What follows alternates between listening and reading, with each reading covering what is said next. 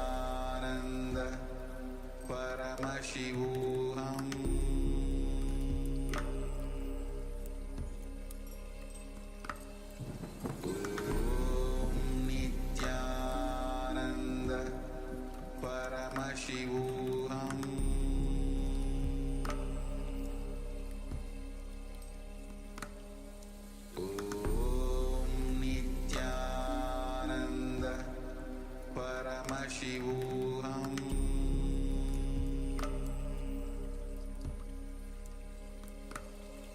Om Nithyananda Paramashivoham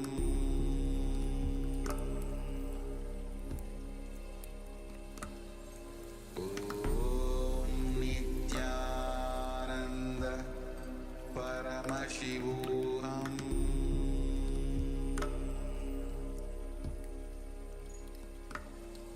Om Nithyananda Paramashivoham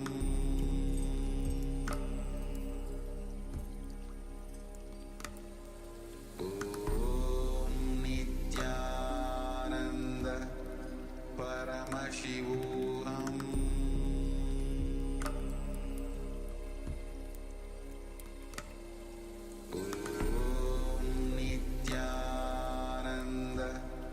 Paramashivoham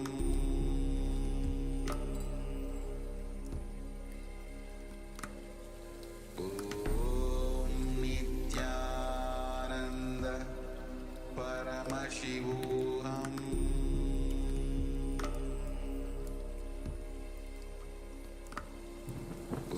Om Nithyananda Paramashivoham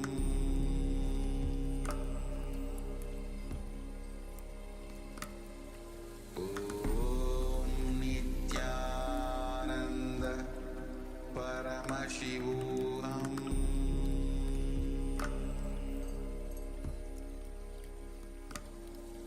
Om Nithyananda Paramashivoham Om Nithyananda Paramashivoham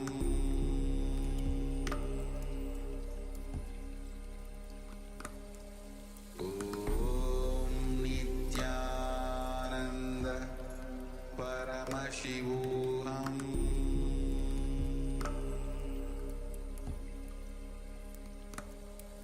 Om Nithyananda Paramashivoham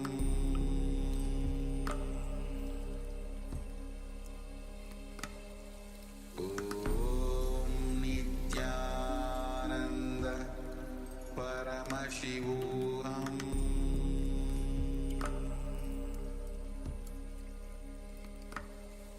Om Nithyananda Paramashivoham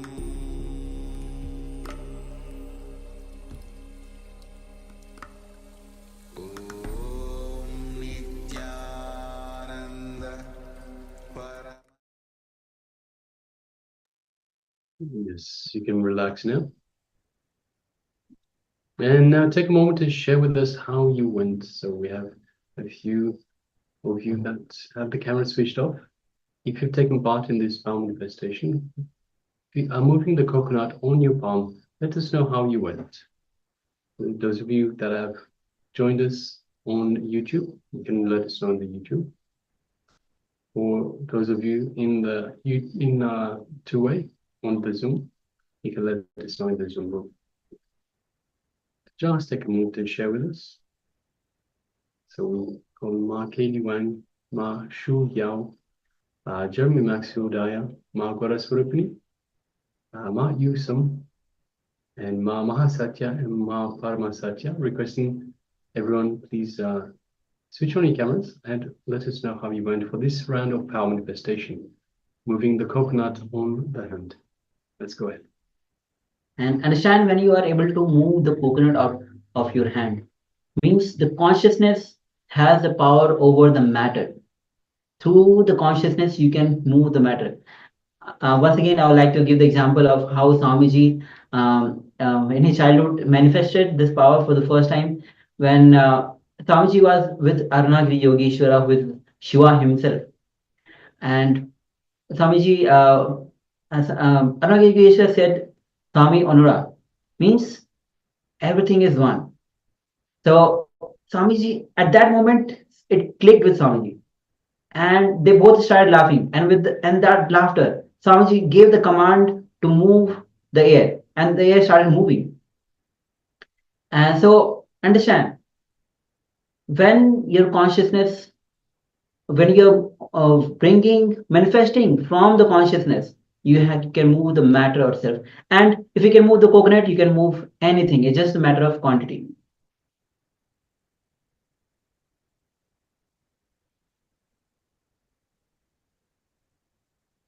Yes, we have Mahasaka that says, mind moved. Question, is it easier or harder to move an object than people? Okay. So people have mind. Mind is constantly running at the high TPS, thoughts per second. Even you can move the thoughts of the people, but it again changes, and it takes from various sources information. Because of that, it changes. Yes. Yes. So yes, the object itself doesn't have what we call as fluttering thoughts. It doesn't have the fluttering thoughts, so it's moving the matter. It's much easier because it's directly from the consciousness. You can also work on people's mind, but again it changes. So you can, for a moment, you can definitely work on it. All right, ma'am. Thank you for the question. Okay, so now let us move on to the next segment in our program for today, which is once again a revelation by the Supreme Pontiff of Hinduism. This time it is on the Swadishtana chakra. So we're moving up from the Muladhara chakra to the Swadishtana chakra. So once again, the root chakra, the Muladhara chakra is the root chakra. Now we're moving up to just below the navel. So perhaps a couple of finger widths below the navel or thereabouts is the Swadhisthana chakra. It is the chakra that is blocked by fear. So in the early exercise that we went through, we saw what each chakra is blocked by. So this is the Swadhisthana chakra that is blocked by fear. So requesting everyone, let us come to the space of listening. Let's sit comfortably with the head, neck, and spine in a straight line as we listen to the Supreme Pontiff of Hinduism on this very topic.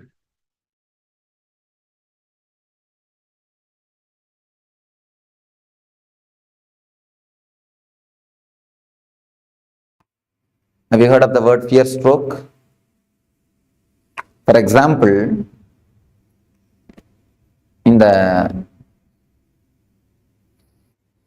night time, around 9 o'clock, you are taking a small walk in your garden, like this place. In some place there was no light. You see a coiled rope. What will happen? And the moment you feel it is a snake, you get a shock. Of course, within 1 minute you will understand it is a rope because it is not moving. You will understand it's the rope. Then you will reconcile, you will settle, that is different. But the moment you think it's a snake, you get some shock. If you analyze, you can see very clearly it starts from that point only.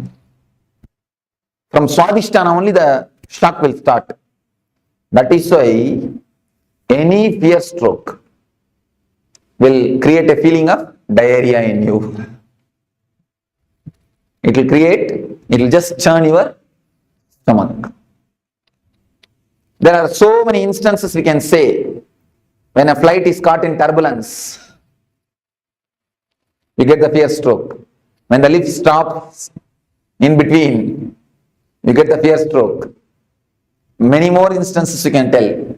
Come up with some more instances from your life.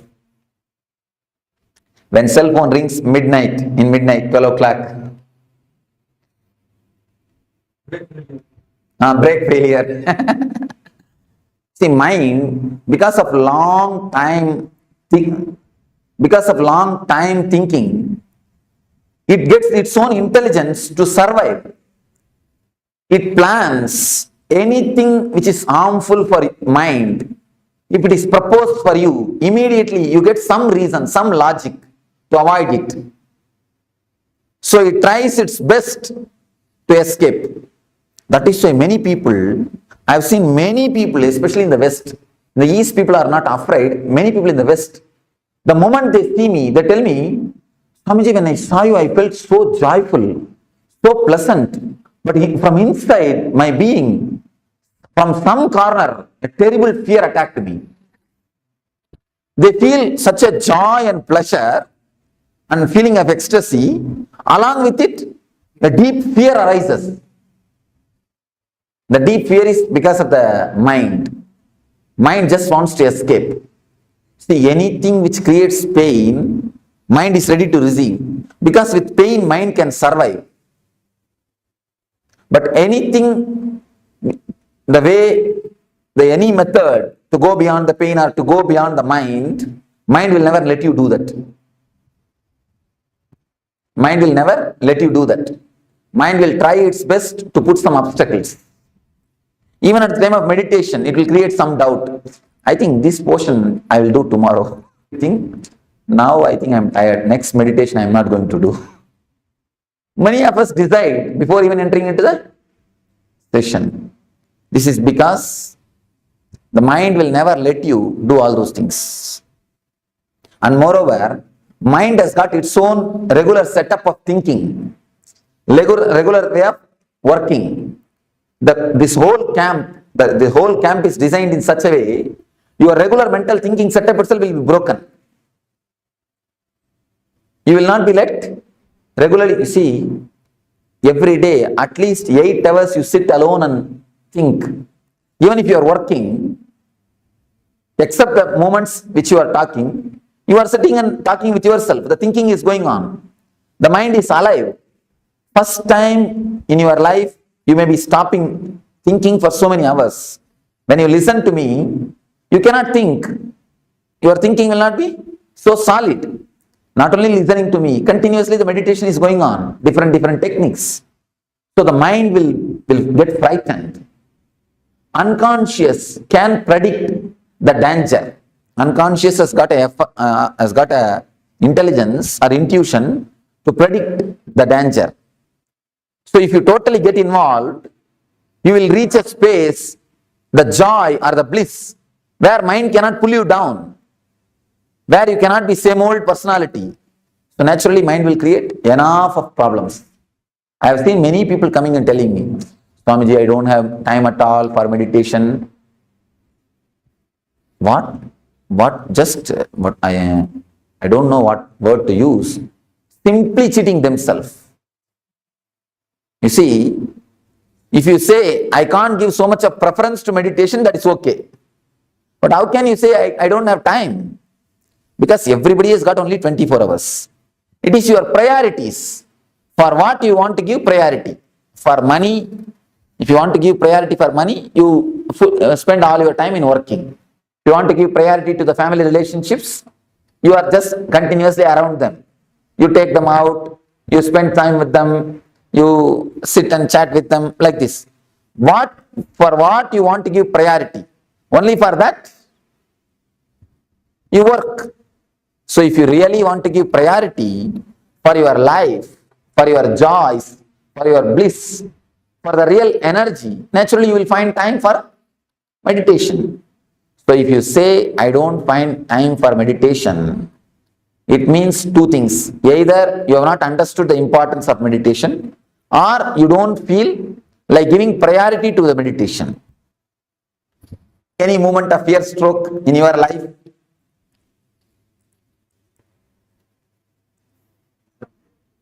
Or exam fear? Oh. Okay. Even exam is a fear, not fear stroke. Interview is a fear stroke. When he asks a question, you do not know the answer, you get that shock, fear stroke. The fear of unknown things. Whenever you see, in the midnight, you feel like having a cup of coffee. You slowly come down from your bedroom to go to the kitchen. Suddenly you see a shadow moving. Then you get the real fear stroke. Instead of boiling the milk, you are boiling.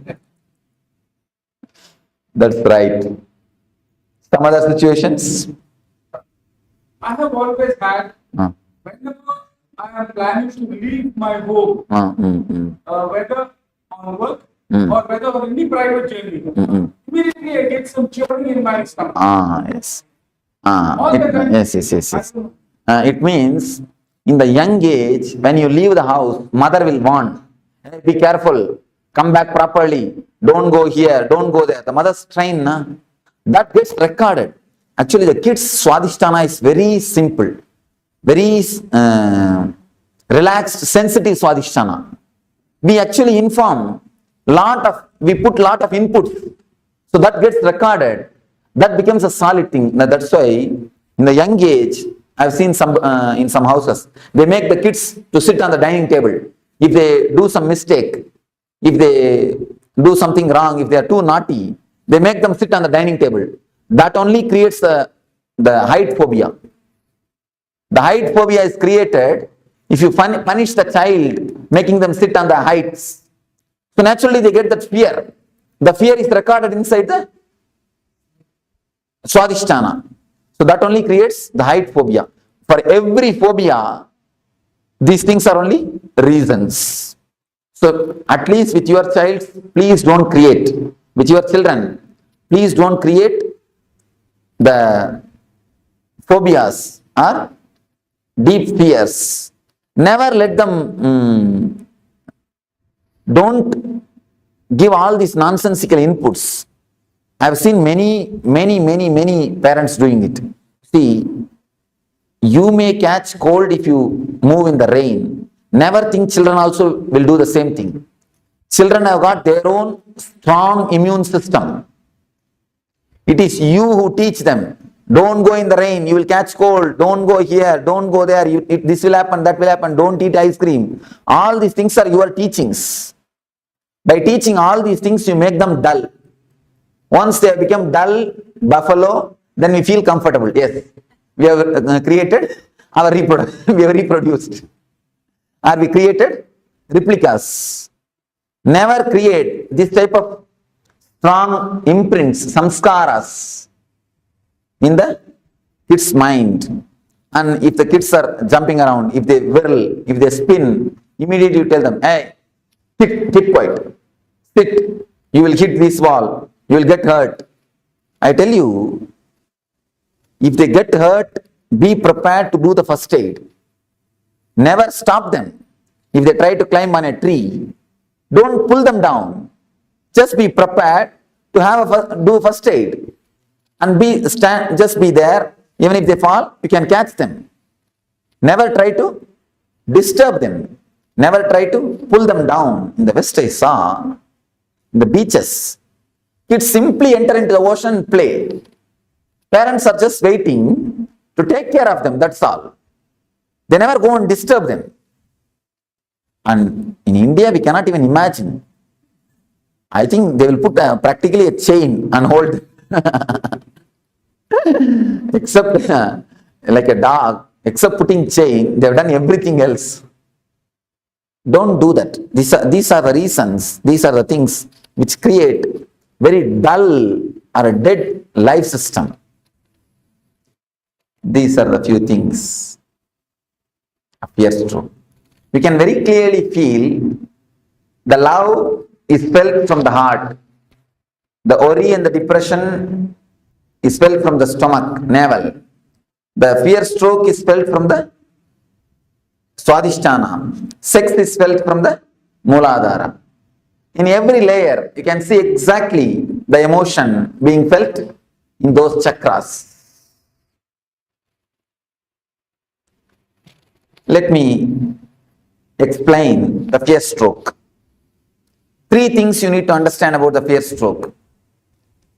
Average in 24 hours. And one more thing, you all have forgotten, you get fear stroke in dreams also.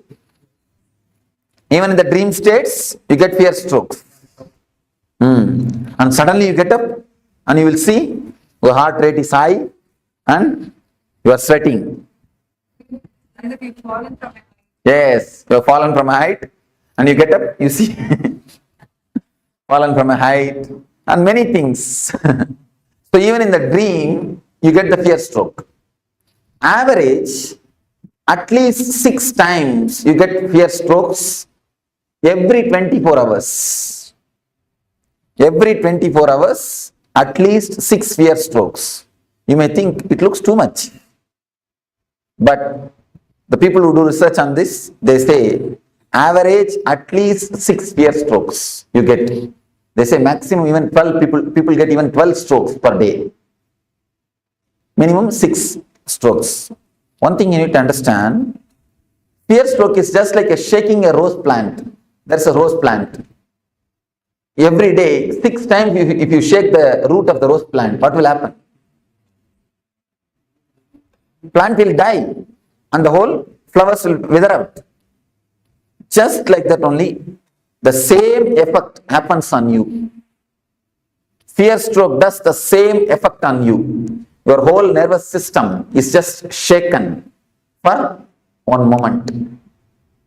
See, after 2 minutes you understand it is a rope, it is not a snake, by torch, or because it is not moving, you understand. You settle down, that is different. But the moment you get the shock, that's like almost like electric shock, and especially the strong fear strokes, you can feel almost like electric shock only. Your whole body is just shaken. The fear strokes shakes your whole nervous system. First thing, at least 6 fear strokes you get in 24 hours. Second thing, it damages tremendously your immune system. Your immune system is just shaken. Third thing, your lifespan is reduced due to fear stroke. Never think you are afraid of death. You die because you are afraid. We always think we are afraid of death. But understand now, scientists are proving you die because of death, of fear. Your fear brings the death more closer. There is a beautiful Sanskrit saying, a man who is courageous dies only once. Man who is coward dies every day. The fear stroke only is called death of every day. Every day you die. Every fear stroke is a death.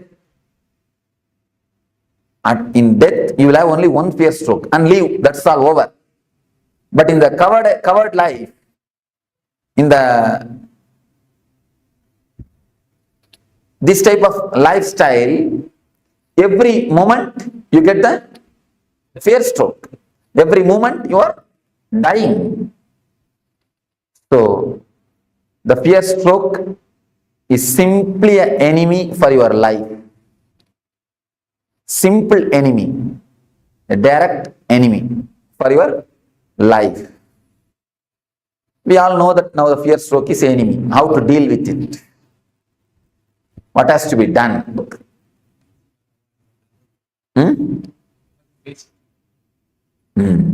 Yes, said beautifully. We have to face it. There is a Upanishad called Katha Upanishad in Vedanta, which deals on the death fear. There is a beautiful idea. You need to face the fear. You need to face the fear. What is exactly fear? Let us analyze. What is your subjective feeling of fear? Let us reduce everything to words. Don't say, I cannot explain, I cannot express.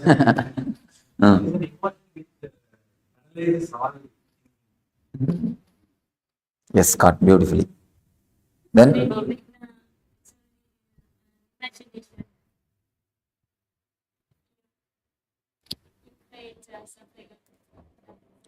Even the word imagination is not right, ma. You see, he gave a beautiful subjective experience, subjective expression.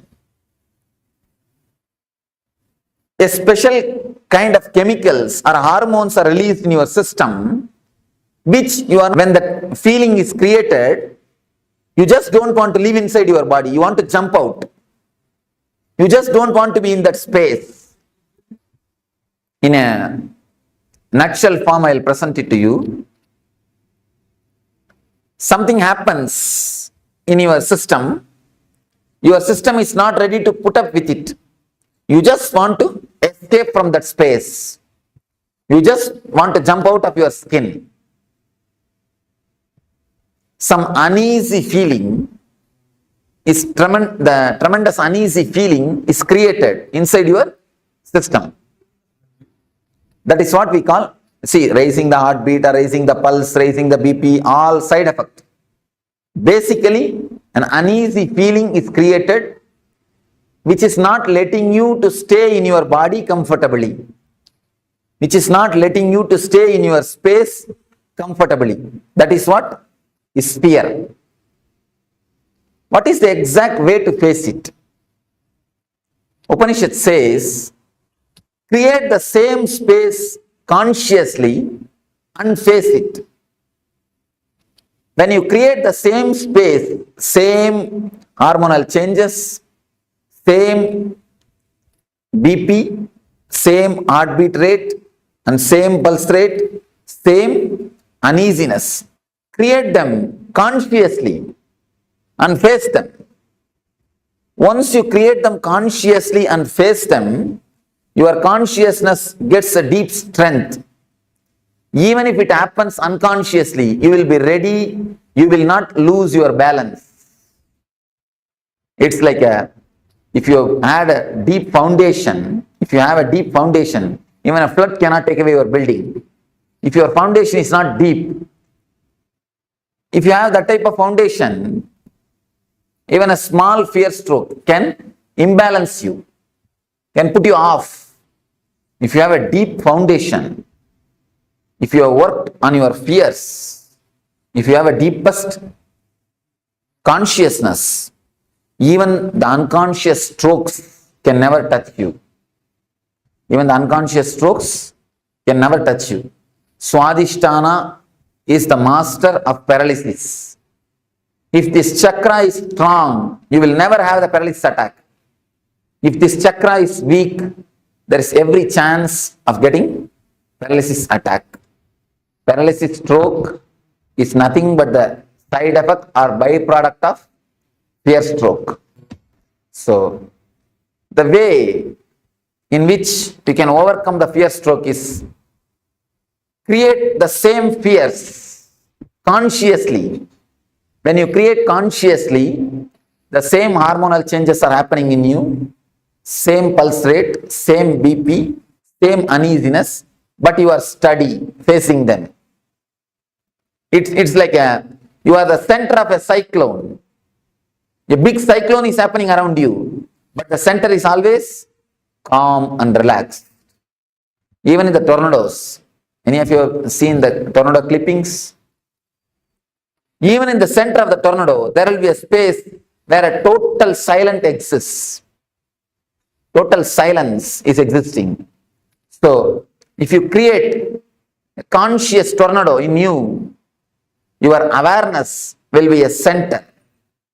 Once you face the fears, once you go to the deepest layers of your fears, then even if the adrenaline release happens, even if the same sufferings are pressurizing you, even if the same heartbeat increasing at the same BP level, same pulse rate, even if the same thing happens, you will not lose your balance. You will not be imbalanced. Please understand. Any of you, if you don't understand this concept, this idea, you are welcome to question me. Because based on this idea only the whole meditation is going to happen. How much you understand this idea, that much only you will be able to meditate. If you have any question, please crisscross me. Innumerable situations where stroke can strike. That Marxism create so many situations like that. You put a right question. All the innumerable situations can be brought under 4 classifications. You have the 4 layers of fear. It's fear of losing some part of your body in accident, or through some fatal disease like cancer, all those things. This is a second layer of fear. The third layer of fear is fear of losing your near and dear ones, your loved ones. Fear of losing them or losing love from them. Losing them physically or losing love from them. This is the third layer of fear. The fourth is fear of the unknown, fear of your own death, or fear of God, fear of the ghost, fear of unknown. It's the fourth layer. These are the four major layers of fear. If you think there is some more fears, then these four layers, you can tell me. If we work just on these four layers, that is more than enough to reduce the quality and quantity of fear strokes. Any other layers? Any other fears? Somebody asked me, in America, just like this I was telling, somebody asked me, Swamiji, I am afraid of marrying. Under what layer the fear of marriage comes? What is the layer under which the marriage comes? I told them, marriage comes under all the four layers. First thing is the fear of losing the status. A small story. Once in the forest, marriage between lion and lioness was happening. Because the marriage was lion's marriage, the whole forest gathered for celebration. Monkey is playing some instrument and fox is playing some instrument. Everybody is playing some instrument and celebrating. Big celebration is going on. Suddenly, a rat jumped in the stage. The center of the stage, it started dancing. The rat started dancing. One lion came and caught the rat and told, hey, it's a lion's marriage. What courage you will have to come and dance here? Fool, who are you to come and dance here? Go outside. Get out. Immediately the rat said, no. Before marriage, I was also lion only. So, first thing, losing the social status. The next thing, of course, don't mind if you're already married. The next thing, the fear of losing the body, some part of some body, or the fatal disease. I was just making fun. In all the four layers, you can bring the marriage. Fear of unknown and fear of losing the love. All the four layers can happen due to marriage. Anyhow, any other? Fear of expression. Fear of expression. Social status. You are afraid that you may fool, you are a fool. You may prove you are a fool. Afraid of being called as a fool. My brother passed away by accident. Elder son. While I was sleeping, I know that somebody is coming because the bed is facing the door. So while I'm sleeping, I know somebody is coming. I moved myself. And this nobody died. Why he is speak to me now?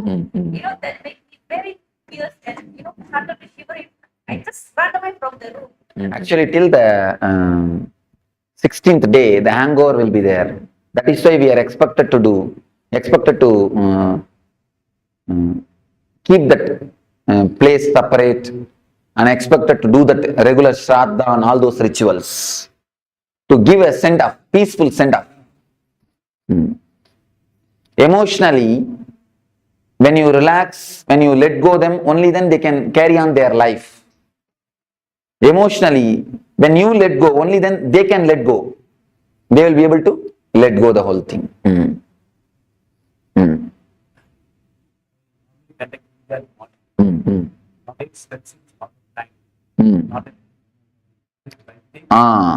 No, it's a wrong thing. Anything done with a fear cannot be spirituality.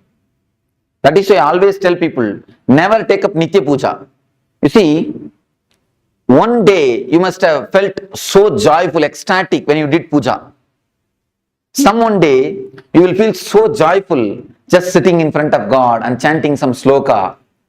Because of that joy, you become greedy of it. Then you start possessing. You wanted to do the same thing every day, but the same feeling will not be there every day.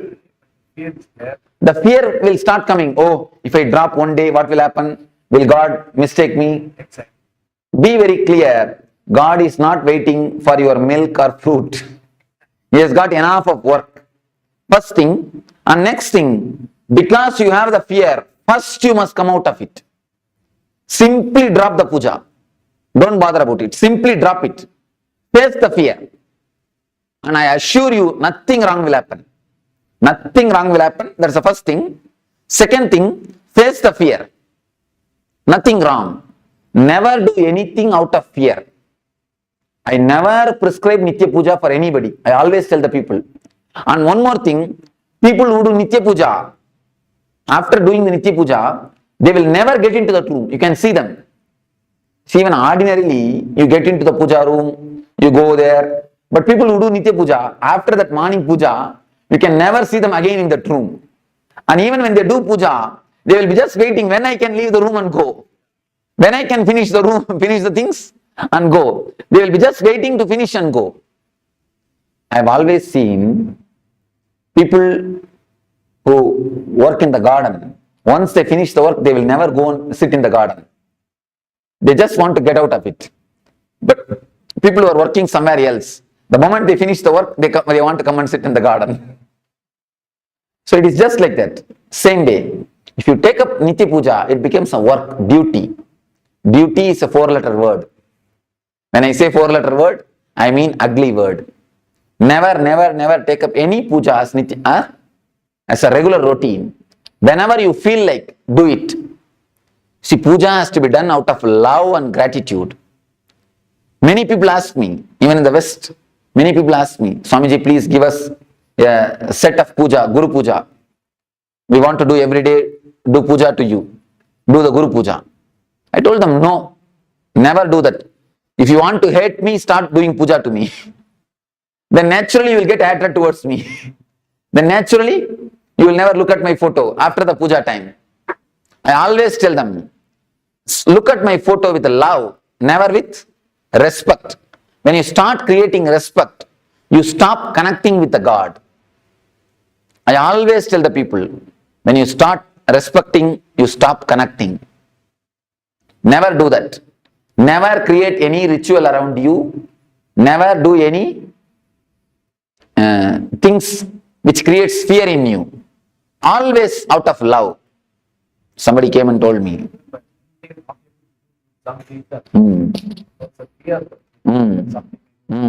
And one more thing, you will feel as if something is lost. It's addiction. Addiction to Coca-Cola and addiction to mantra, addiction to puja is one and the same. I always tell the people, never be addicted. You see, out of too much of love and gratitude, if you do the puja, it is totally different thing, but never out of ritual.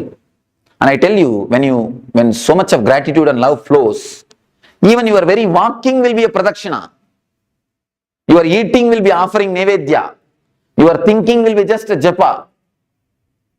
Even your sleep will be a meditation. There is a beautiful sloka by Shankara. Even my nidra is samadhi, meditation on you.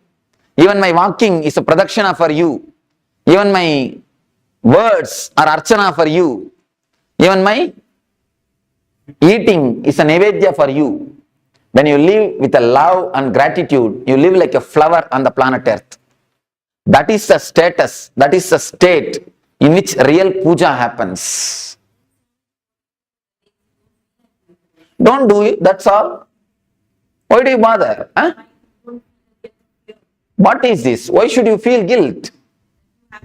One thing, if you think the God will punish you if you don't do puja, why should we worship him at all?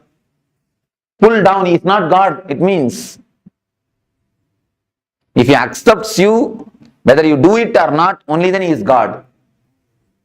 You understand? Only then he is a compassion. Only then he is a love. He will accept when you do it, he will not accept when you don't do, means he is more or less a politician. And pull him down from his seat. One thing, remembering him will be always with love. Then you will not have the fear. If it's a ritual, you will have a fear. Be very clear about the things.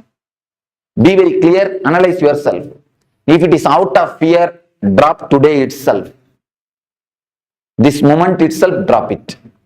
If it is out of love and gratitude, you can do it. I always tell people, no intelligent man can do any practice more than 21 days. It's a law. If you are an intelligent man, you cannot do any practice. Practice means this type of rituals. Of course, meditation you will be able to do. That is different. Any kind of ritual cannot be done more than 21 days. If you do it, it will become a dull, dead thing. The moment you enter, you will be waiting when I will leave, finish it and go out. That is Rama, Krishna, Govinda. By the time you finish the 108 Nama, only Nama will be there, nothing else will be there. What is the significance of the 21 last time on the previous talk of 21 hours? 21, every 21 minutes, your energy does one full circle. In every 21 hours, your energy moves through all the 7 emotions. The emotion of love, worry, fear, sex, and jealousy, ego, discontentment. These are the 7 emotions related to the 7 chakras. Your mind at least goes once and comes out throughout the 7 emotions in every 21 hours. That's one thing. In every 21 days, at least 3 days you fall in every one of these emotions. That is why the 21 is a very significant number. In every 21 minutes, at least one thought related to these emotions come in your mind. If you can test it. Just sit for 21 minutes and write down whatever thoughts come up in your mind. You will see all the 7 emotions thoughts will be there.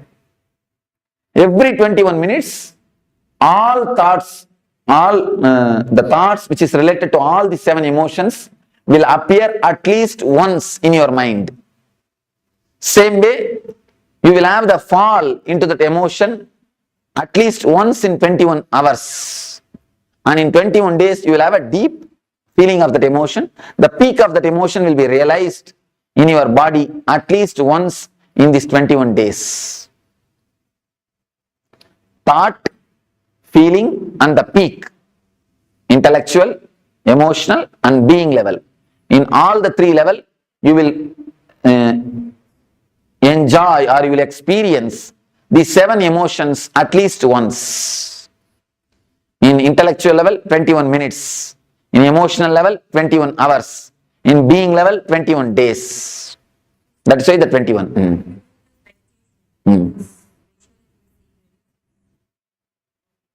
Of course, naturally the depth, the quality gets reduces. Then quantity also gets reduced. That is why all meditation techniques are designed for 21 minutes.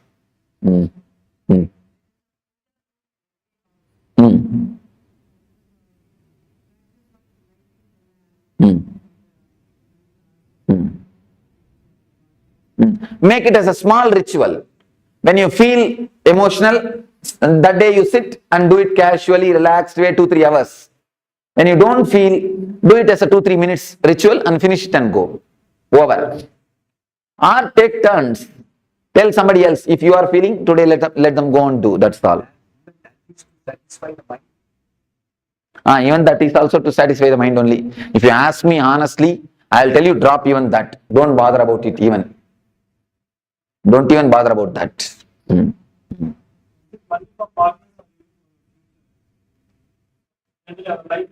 You see, when you imagine about the future, you alter your life. When you imagine about partner, you alter her life. If it alters your life, it is welcome. It's a vision. Only in that way you grow. If it alters somebody else's life, it's an imagination. Don't do that. Alter your life, okay, but never try to alter others' life. This is the difference. Bhavana, kalpana. Bhavana means vision, visualizing. Kalpana means imagination. So do visualization, never imagination. So visualization, what I have seen with experience, they are contradictory visualization. Okay. You see, whenever the vision is not same, work on the visualization, work on any one visualization. If you think yourself as a cricketer, start working towards it. If you think yourself as an actor, start working towards it. When you start working, someone will drop automatically. Then you will understand for which you need to give importance. In 1 or 2 steps itself you will understand which is going to suit with in your life. Then naturally the other one will drop. But never drop any visualization without working on it. Because you will have a hangover. If you drop that visualization, if you drop the idea of being an actor without trying to work towards it, at least take 1 step towards some producer's house. Then if you feel, no, this is not for me, it is difficult, then you drop. You will not have a hangover. If you drop without having any steps taken towards it, you will have a hangover. So start taking steps. Naturally, whatever is not for you will drop. Not that you need to drop it, that will drop you. Naturally, you can go ahead in the steps which you need to go. So visualization for the positive aspect is so good. Right. Sometimes the mind thinks other aspect also is negative. You get into the trap of negative, sometimes negative. That is called unconscious visualization. Meditation is the only solution for unconscious visualization. Otherwise, the unconscious visualization is nothing less than a poison. It is a simple poison which will kill your life. See, with poison only your body will be destroyed. With unconscious visualization, your lives after lives will be destroyed. You will carry this unconscious visualization everywhere. So drop the unconscious visualization, that is a just poison. Meditation and bringing more consciousness to your thinking setup. See, if you meditate just 21 minutes per day, the whole 21 hour will be flooded with awareness. So don't miss at least 21 minutes of meditation. Every 21 hour, at least 21 minutes allot for meditation. Then you will see, because in every 21 minutes, you come up with one full circle. If one circle is filled with consciousness, it will have an impact on the whole day circles, on the whole day energies. So naturally the awareness will improve. When the awareness improves, the unconscious visualizations will disappear. You see, chanting of mantras makes you only unconscious. It never helps you, it makes you only forget. Chanting of mantra is like a painkiller. Painkiller only makes you forget the pain, not that it heals the pain. This meditation will heal the pain. It will heal the very symptom itself. So now, don't miss this meditation. Do it totally. Then you will see the symptom itself is healed.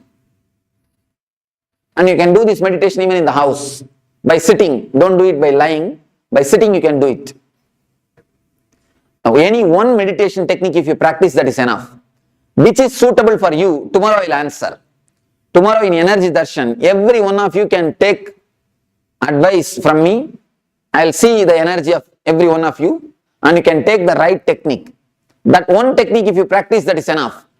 Please don't start practicing all the 7. That will become an Arambha Soratva. I have seen many people, in starting they start doing everything. Except cooking, they do everything. If you do all the 7, where is the time for cooking in the house? Then after 2 days, no, this is not for me. So don't do that. Take up one meditation and do it sincerely every day. Meditations you will not feel bored. Meditations are not rituals. So do one meditation every day. That's enough. Of course, if you feel, you see, for some people I give 2 meditation. For that type of people, morning one, evening one.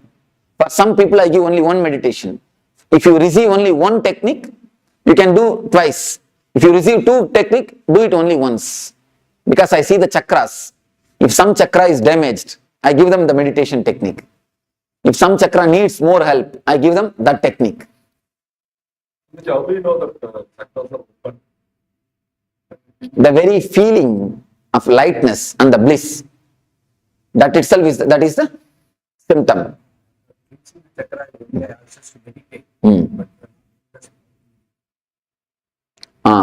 Just concentrate on the region. Don't meditate, don't imagine any flower or any chakra or anything. If you start imagining, you will start seeing visions. You will not have the experience. So I don't want you to see visions. I want you to experience the maturity, the emotions. So best thing is just concentrate there. I'm getting some golden light. If it automatically happens, okay. Don't do it by yourself. So we shall start the meditation. Please sit straight. Let me explain. Sit straight. And now I think you can close your eyes and listen. If you just listen, that's enough. Then when I start the meditation, I'll guide you. If you are not able to sit, no need to tie the ribbon. If you are not able to sit on the ground, you can sit on the chair, nothing wrong. But sit straight and close your eyes.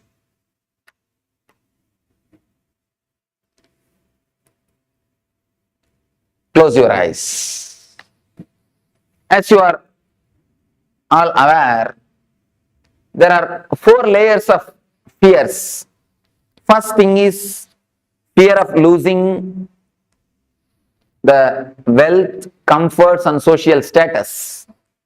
Next thing, fear of losing some parts of your body or fatal diseases or accidents.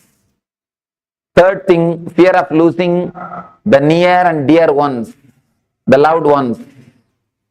Fourth thing, the fear of unknown, your own death. If you have fear, deep fear in some one layer, work on that particular layer deeply. Otherwise, come one by one along with me. I'll guide you one by one. First, if you have the fear of losing the wealth, visualize as if you have lost it. Imagine really you have lost it. You don't have it. You are really lost. Put yourself in the worst situation which can happen in your life.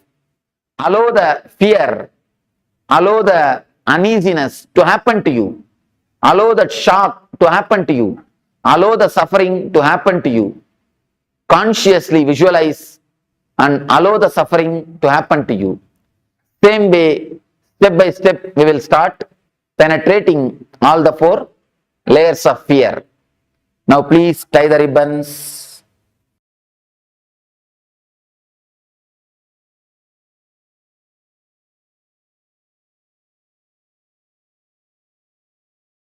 Understand, your system undergoes the hormonal change or chemical change which you are not able to bear. Once you know how to be centered, even when that happens, you can open the Swadishtana. You can manage the situation. You will be centered even when the fear stroke happens to you. The quality and the quantity of the fear stroke will disappear. Many people, after doing this meditation, they come and tell me, Swamiji, the total fear stroke has disappeared in my life. Even if the same situation raises, I don't get the fear stroke. This will totally heal your Swadishtana. When the fear stroke happens, you can see the Swadishtana only will be shaken. That is why immediately go for 1 hour, 2. Immediately your Swadishtana is shaken. Love you can feel from Anahata. Depression you will feel from Manipura. Fear stroke you will feel from Swadishtana. Sex you will feel in the Muladhara. Exactly you can feel the emotions in that space. Now we understood one thing. We should face the fears, layers of fears to face the fear stroke or to reduce the quantity and quality of the fear strokes.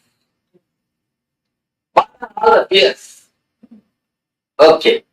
Now let us classify all these fears under major 4 layers. If you find some more fear, then you can tell me. We will find where it can be placed. First thing, first layer.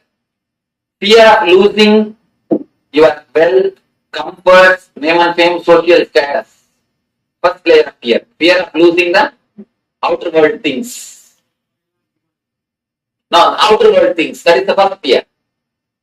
Next, fear of losing your health, or accident, or losing your some parts of your body. Fear of your own health. Third thing, fear of losing the near and dear ones, or the love of the near and dear ones. Not only losing them and losing their love. It's the third layer. Fourth layer, fear of unknown, fear of death, fear of darkness, fear of ghost, fear of black magic, fear of hell or heaven. All these things are under fear of unknown. These are the 4 major fears. Is there any other fear which has to be which you have? We can classify it. Because we need to understand these 4 layers of fear. We are going to work on it. Any other fear? Physical? We heard, but I didn't have an experience. But when something happens. And that is the first thing. You see, if you bother about the name and fame, it comes under first category. If you bother about the personal pain, second category. Fear of being? Fear of fear. That cannot be classified under anything because we have to work on it. Fear of fear is, we can say, fear of unknown.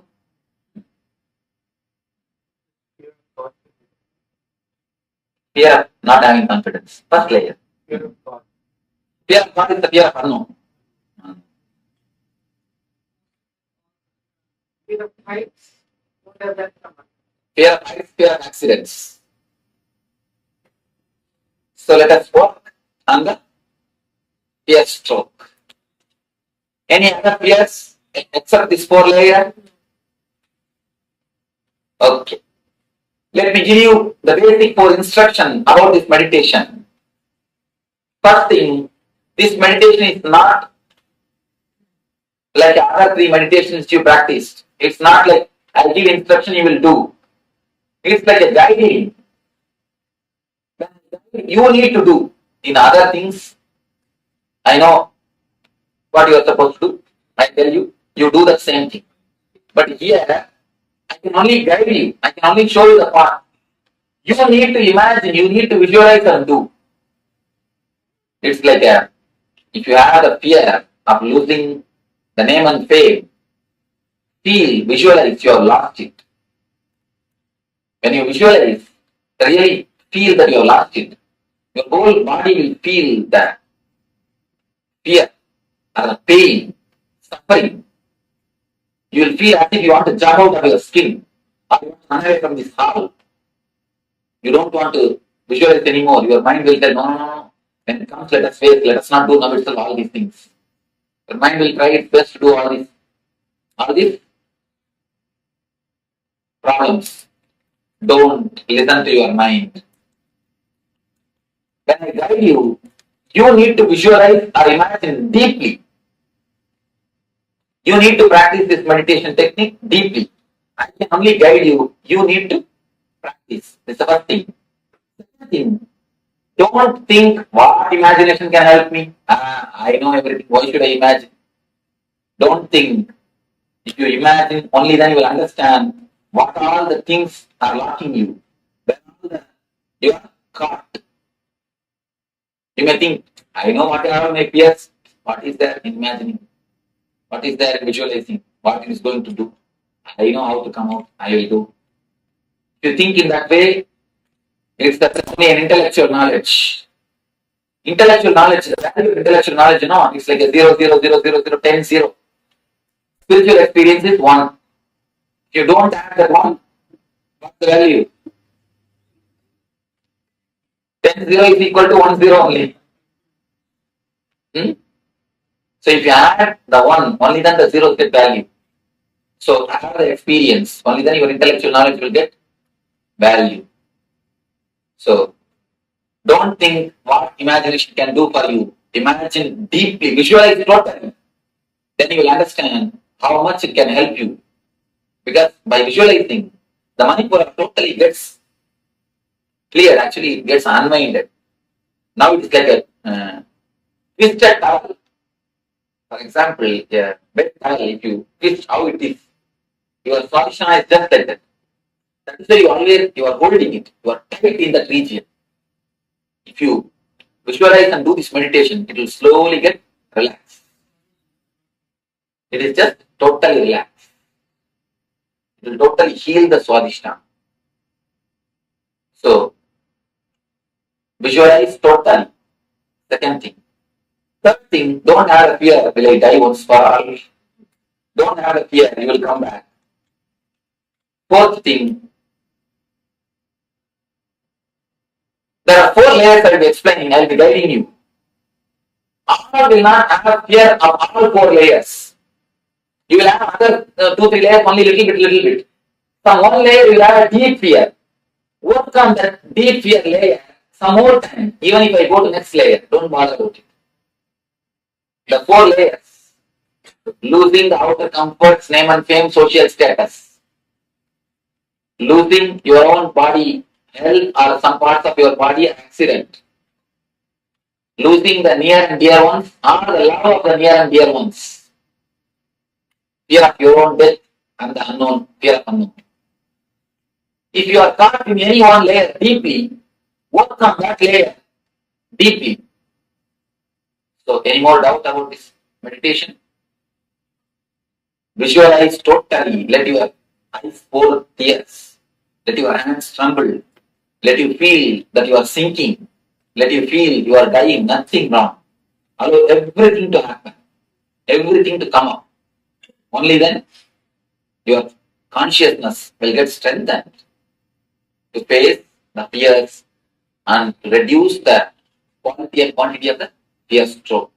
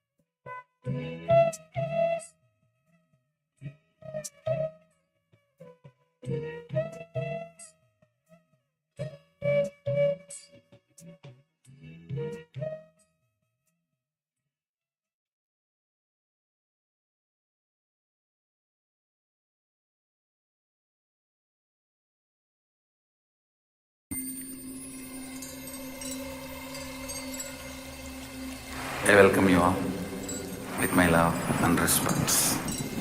Let you all open all your three eyes. Om Nithyananda Paramashivoham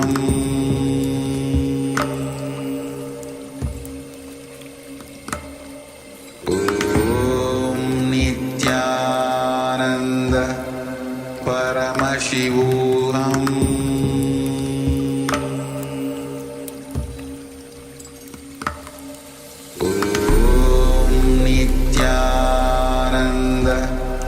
Paramashivoham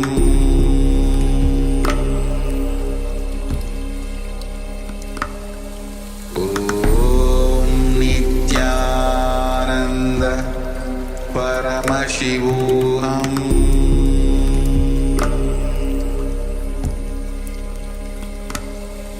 Om Nithyananda Paramashivoham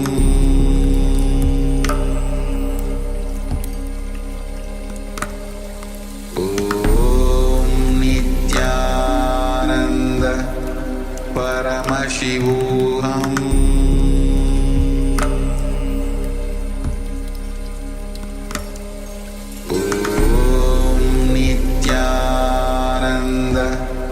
Paramashivoham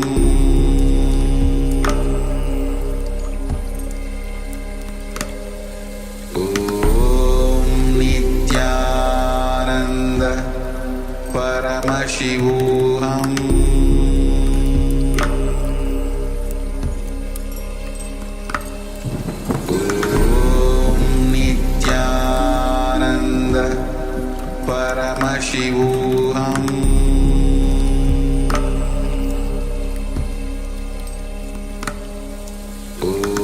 Om Nithyananda Paramashivoham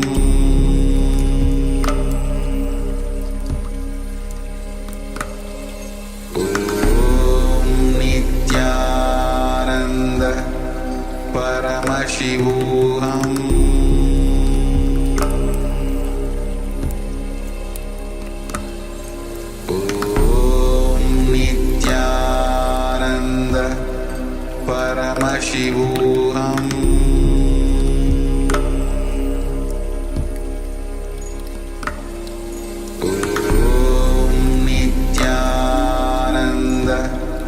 Paramashivoham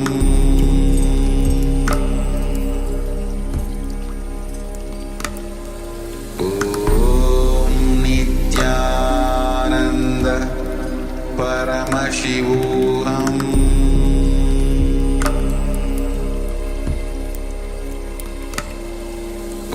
Om Nithyananda Paramashivoham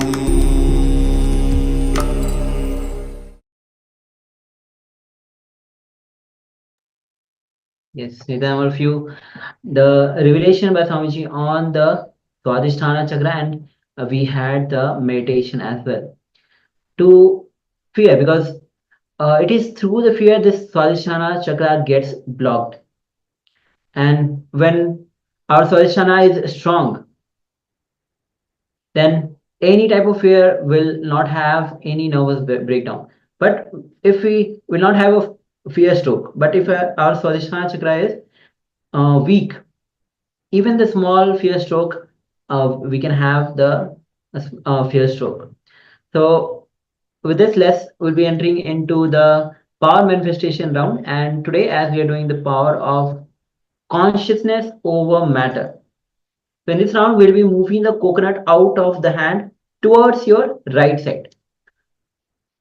So let's get ready to manifest the power. If you have the coconut, place it on the palm. Make sure that you are keeping the palm flat. Keep the coconut on the palm. The pointy edge of the coconut should be away from you.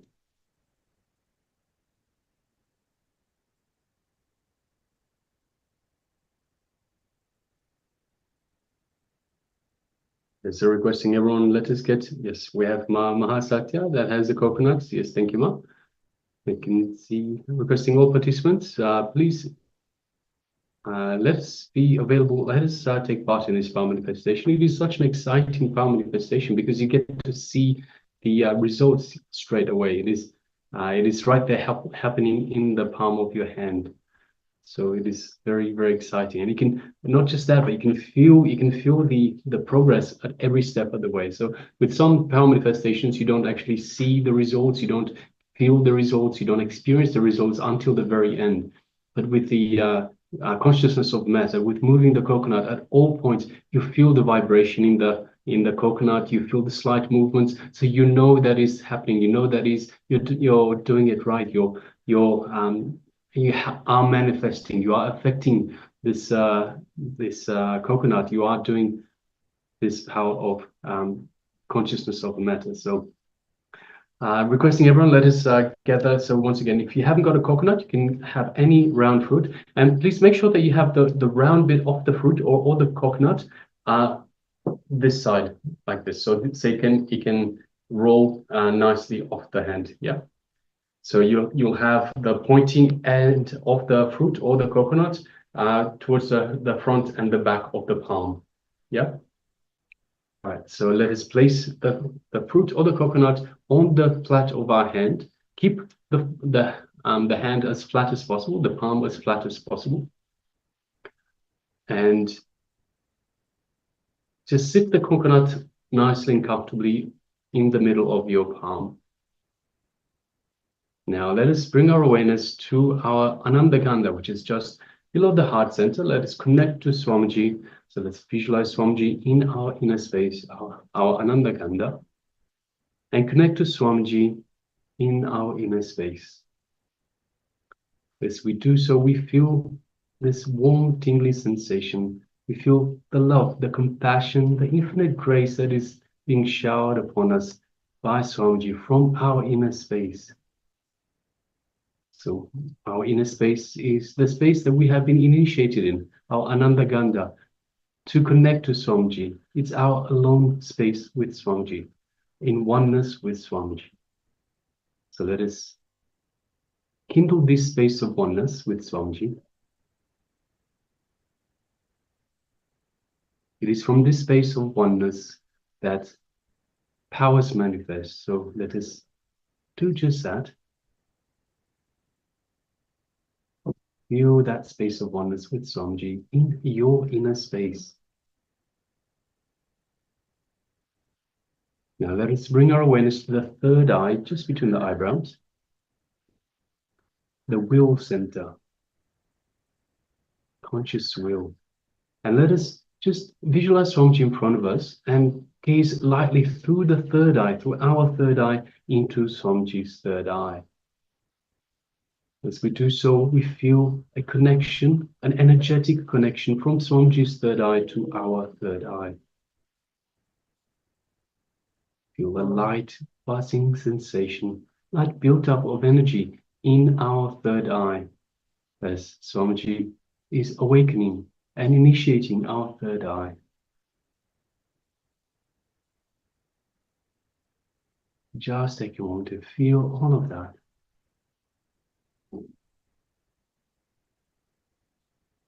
Now, from the space of oneness with Swamiji, and keeping our awareness on the third eye, let us start chanting the Mahavakya, which is the code word, the cosmic code word that Swamiji has given us to further connect to him. Let's begin. Om Nithyananda Paramashivoham. Om Nithyananda Paramashivoham. Om Nithyananda Paramashivoham.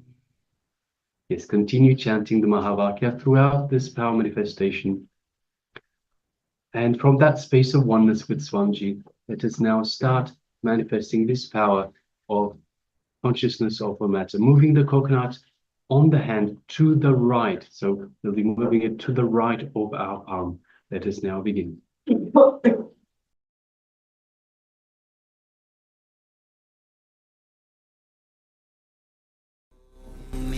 Nithyananda Paramashivoham.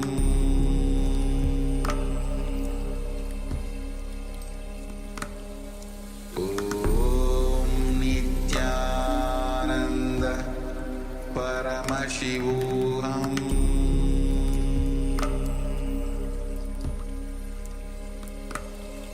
Om Nithyananda Paramashivoham.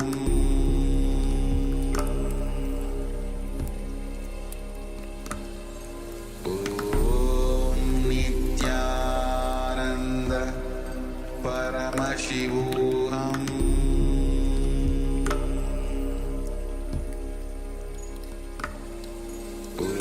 Om Nithyananda Paramashivoham.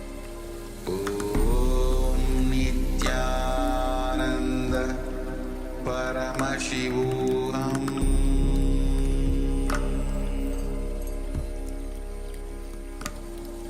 Om Nithyananda Paramashivoham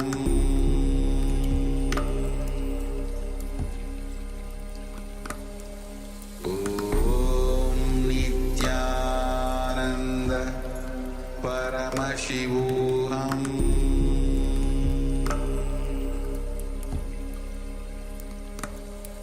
Om Nithyananda Paramashivoham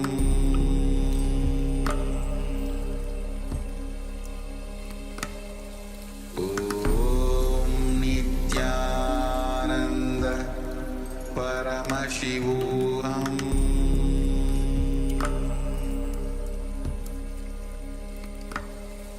Om Nithyananda Paramashivoham. Yes, you can relax now. And take a moment and share with us your experience as part of this power manifestation. So we saw for some of you, the fruit or the coconut has moved on the palm. So we did see the movement. Some perhaps did not make the coconut or the apple or the fruit to fall, but we definitely saw some movement. So yes, so gives your experience. Let us know your experience in this power manifestation. Were you able to feel the movement of the coconut or the fruit on your palm?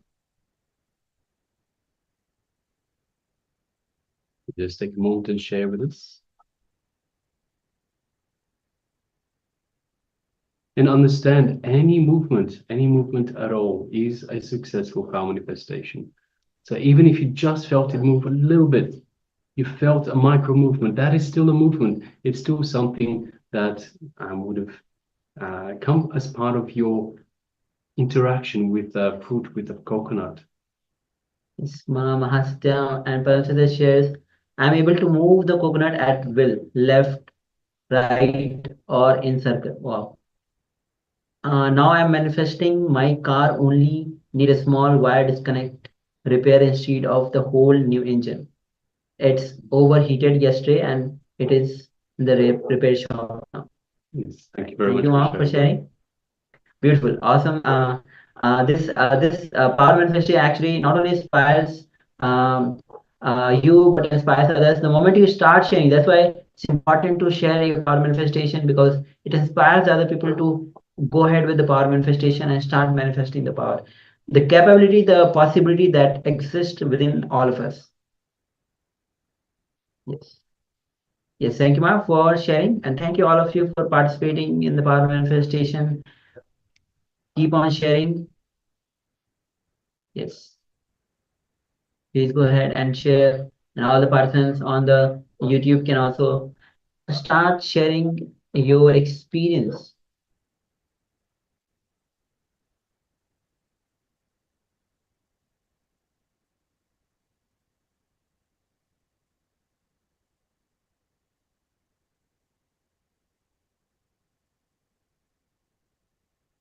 Then we have also Master Stephanie that shares, yes, I have to do it longer, not, but I have manifested through Swamiji. Yes. Yes. Thank you very much for sharing that. All right. Thank you all of you for being a part of the power manifestation. Now we'll be moving from Swadishtana to the Manipura chakra. So we already covered the Muladhara chakra, then Swamiji revealed on the Swadishtana chakra.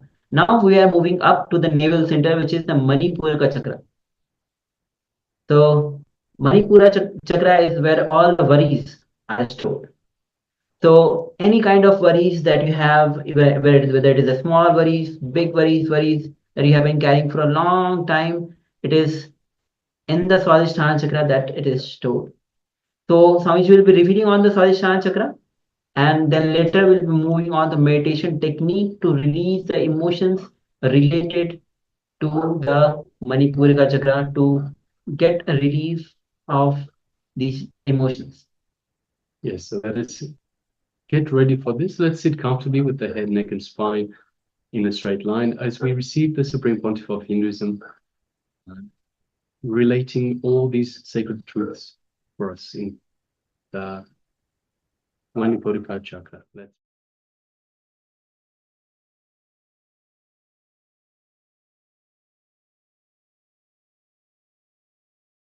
Never is the source of energy. Because only through never you are connected to your mother. Your mother is the source of all your energy. Now let us discover it. They say, I read in the book, What Don't Go Away is a book. It's actually 3 doctors. They did a lot of research on this. Psychosomatic soul and mysticism.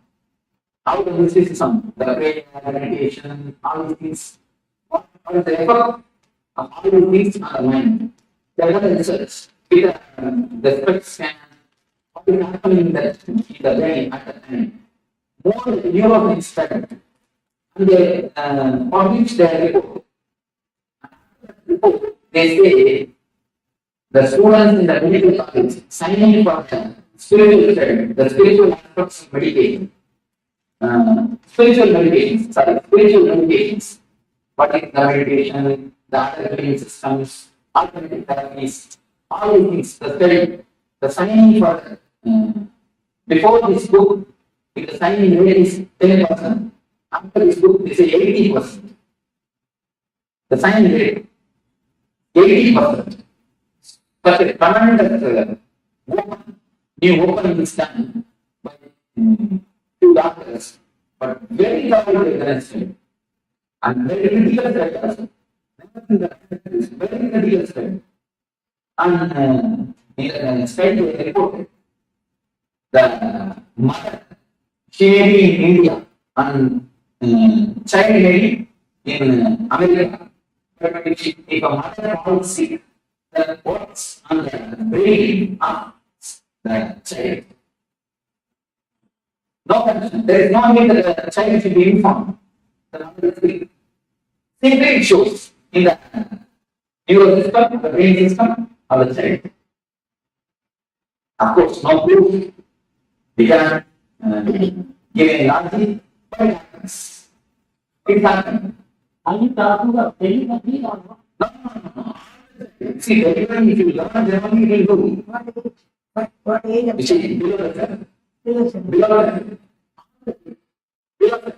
After family, you get the individual. Below that, no individual. All this, it is told in the beginning. There are kids who are the immune system strong, they don't get the disease. But there are many kids whose immune system is not strong, they get the disease. Even a small fever, what to say, headache, it is immediately responded. Corresponding thing happens to kill. Of course, very hard to believe, very difficult to believe. Logically, there is no connection, but they say it is what this is what is true. They say it's true, it happened. Why? Because the nerve center, Manipura, we are connected to mother through this Manipura. The first source of energy is nerve center, Manipura. From the nerve center, we are connected to mother before birth and even after birth for some time, few minutes. Till we get the connection with the air, with the our existence. We have a connection with the nerve center. Nerve center is the center which can give all the 5 energies to us. The ether and air and Agni and water and Prithvi. All the 5 energies, 5 elements, Panchabhutas, all the 5 energies can be given to us through nerve center. Other centers can receive only 1 or 2 energies, but the nerve center can receive all the 5 energies. That is the reason we are connected to mother through nerve. This chakra is disturbed by worries and depression. By worries and depression, this is a master. Let us enter deeply. How? In an any worry, you can see the first blue line for stomach. You can always see it's an experience of thousands of people. Any worry, the first blue will be for stomach. Either diarrhea or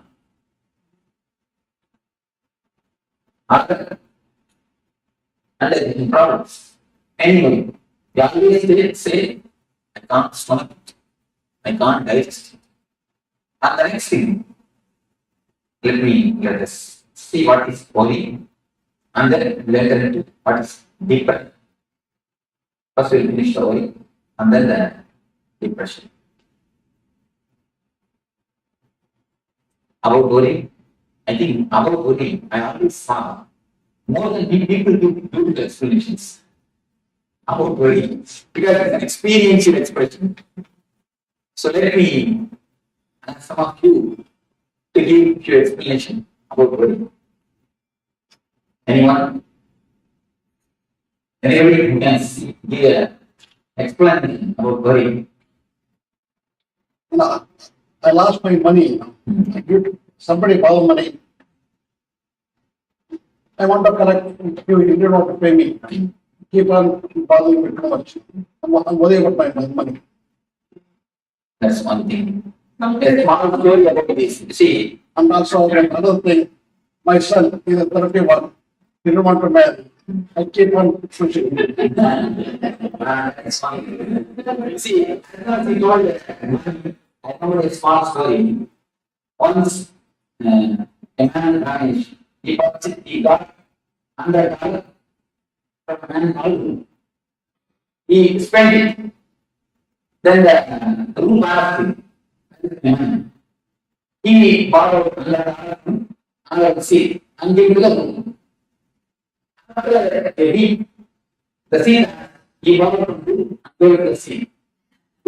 After a month, room asked, he borrowed from seat and gave to the room.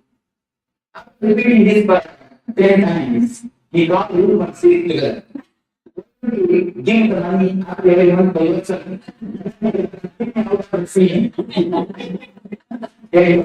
So this is one thing.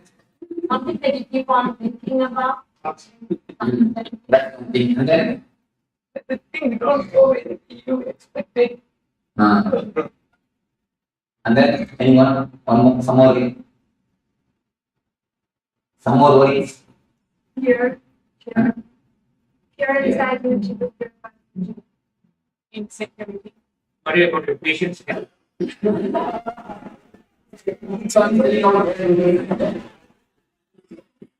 see, whatever is said is only the reason for this. No, what he said is the reason for it. What he said is the cause for it. What is the reason and cause? What is worry itself? Exactly giving the definition. Just give me a clear definition. Any philosopher? Take a disturbed mind. Okay. The fear of the future which is not there. Okay. Process it differently what's happening. You are the philosopher. See different way, what is happening also. And nice way of thinking. Then, because 99% of the world is never true. Whatever 1% happens to us always good. Always good. So, The way how you react, things and the attitude. we can react. anxiety about something. Married, then you will know you did.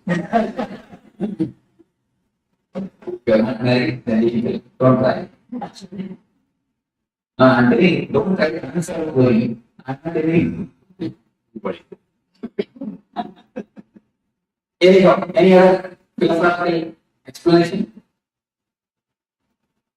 Apprehension of unknown. Yes. So that's one question. Apprehension of unknown. And here is the good answer. The processing in a wrong way. What is happening outside? The disturbance of your mind, whether real or unreal.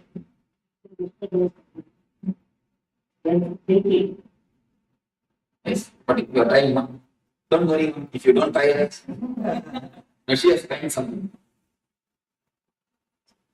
I will give you some answer. You are.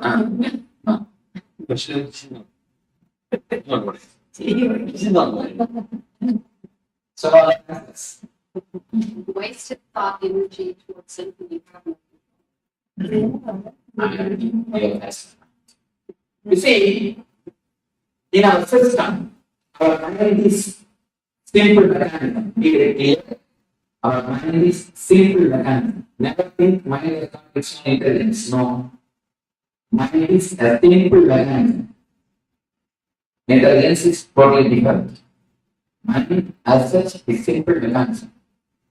If you are habituated to take a coffee, to have a cup of coffee in the early morning 7 o'clock, every day 7 o'clock, you don't have to look at what you will have a feeling that you want to. When you have a feeling, then you can see it's 7 o'clock already. Just like that, the mind is habituated. Just as the body is habituated for coffee as a routine, mind gets habituated to have a low energy or to have a shrinking feeling in some times and some situations. Whenever the time comes again, whenever the situation comes again, the situation not be as it happened in the first time. It may not be exactly the same as it happened previously. It may be just reminder of the situation, but you will see the same low energy, the same irritation will happen. To reduce the whole thing into more clear terms, you can say, if you take the mind as a computer, the few programs which have been affected by virus is for you. There are few portions of your mind which is affected. It is like a, it will, have you seen a gramophone record? The gramophone record is digital. And it is really big. It will repeat the same line. It will repeat the same line. That is, any of you have seen gramophone record, the old gramophone records. It will repeat the same line. It will never go next line. The same line. I went to estate. He was estate. There I saw the gramophone. And tape was repeated. Then tape means what they put inside. Record. That's called record. Scratch. That's called record. Scratch. And then the common it means the income is 8%, expenditures 10%. It is not going to the expenditure. It's not going to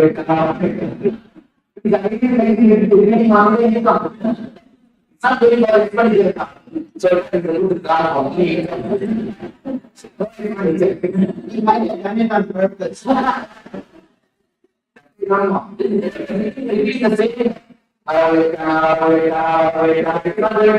Next line. So,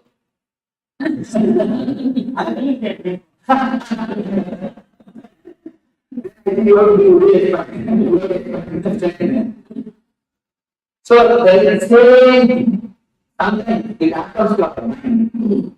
The words, even if you want, even if you don't want, whether you want it or not, whether you like it or not, the same word is repeating inside you, which makes you feel shrink. Is what is going. The continuously the same words, which is getting repeated in your system, in your mind, and it makes you feel shrunk, even if you don't want it. Is what is called worry. We have two things. Please understand. We have two things in our life. One is dialogue. When you speak with others, when you speak with somebody else, with body, it is dialogue. Next thing, when you speak to yourself, it is called monologue. The first thing, the next thing, only you need to observe, you will understand. You will be sitting on the bank of the river, on the seashore, or under a tree, or in the swing in your You're sitting, but your mind will be, tomorrow morning I'll go to office and tomorrow evening I'll come back and tell the man to wash my car, then take my Inner back. the inner that's called the third inner it's called mono. See the speaking to yourself, which you can call as thinking or mind.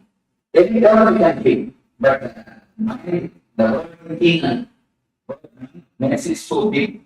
I don't want to use that word. I'm using the word mono. Inner chanting. If it happens with volume, it is speaking. If it happens without volume, it is thinking. That's all, nothing else. Don't make thinking as a complicated thing. We always think mind cannot be controlled. We come to a conclusion. Without mind as such cannot be controlled. We have a very wrong matter understanding in our life. Mind cannot be controlled. Why you know?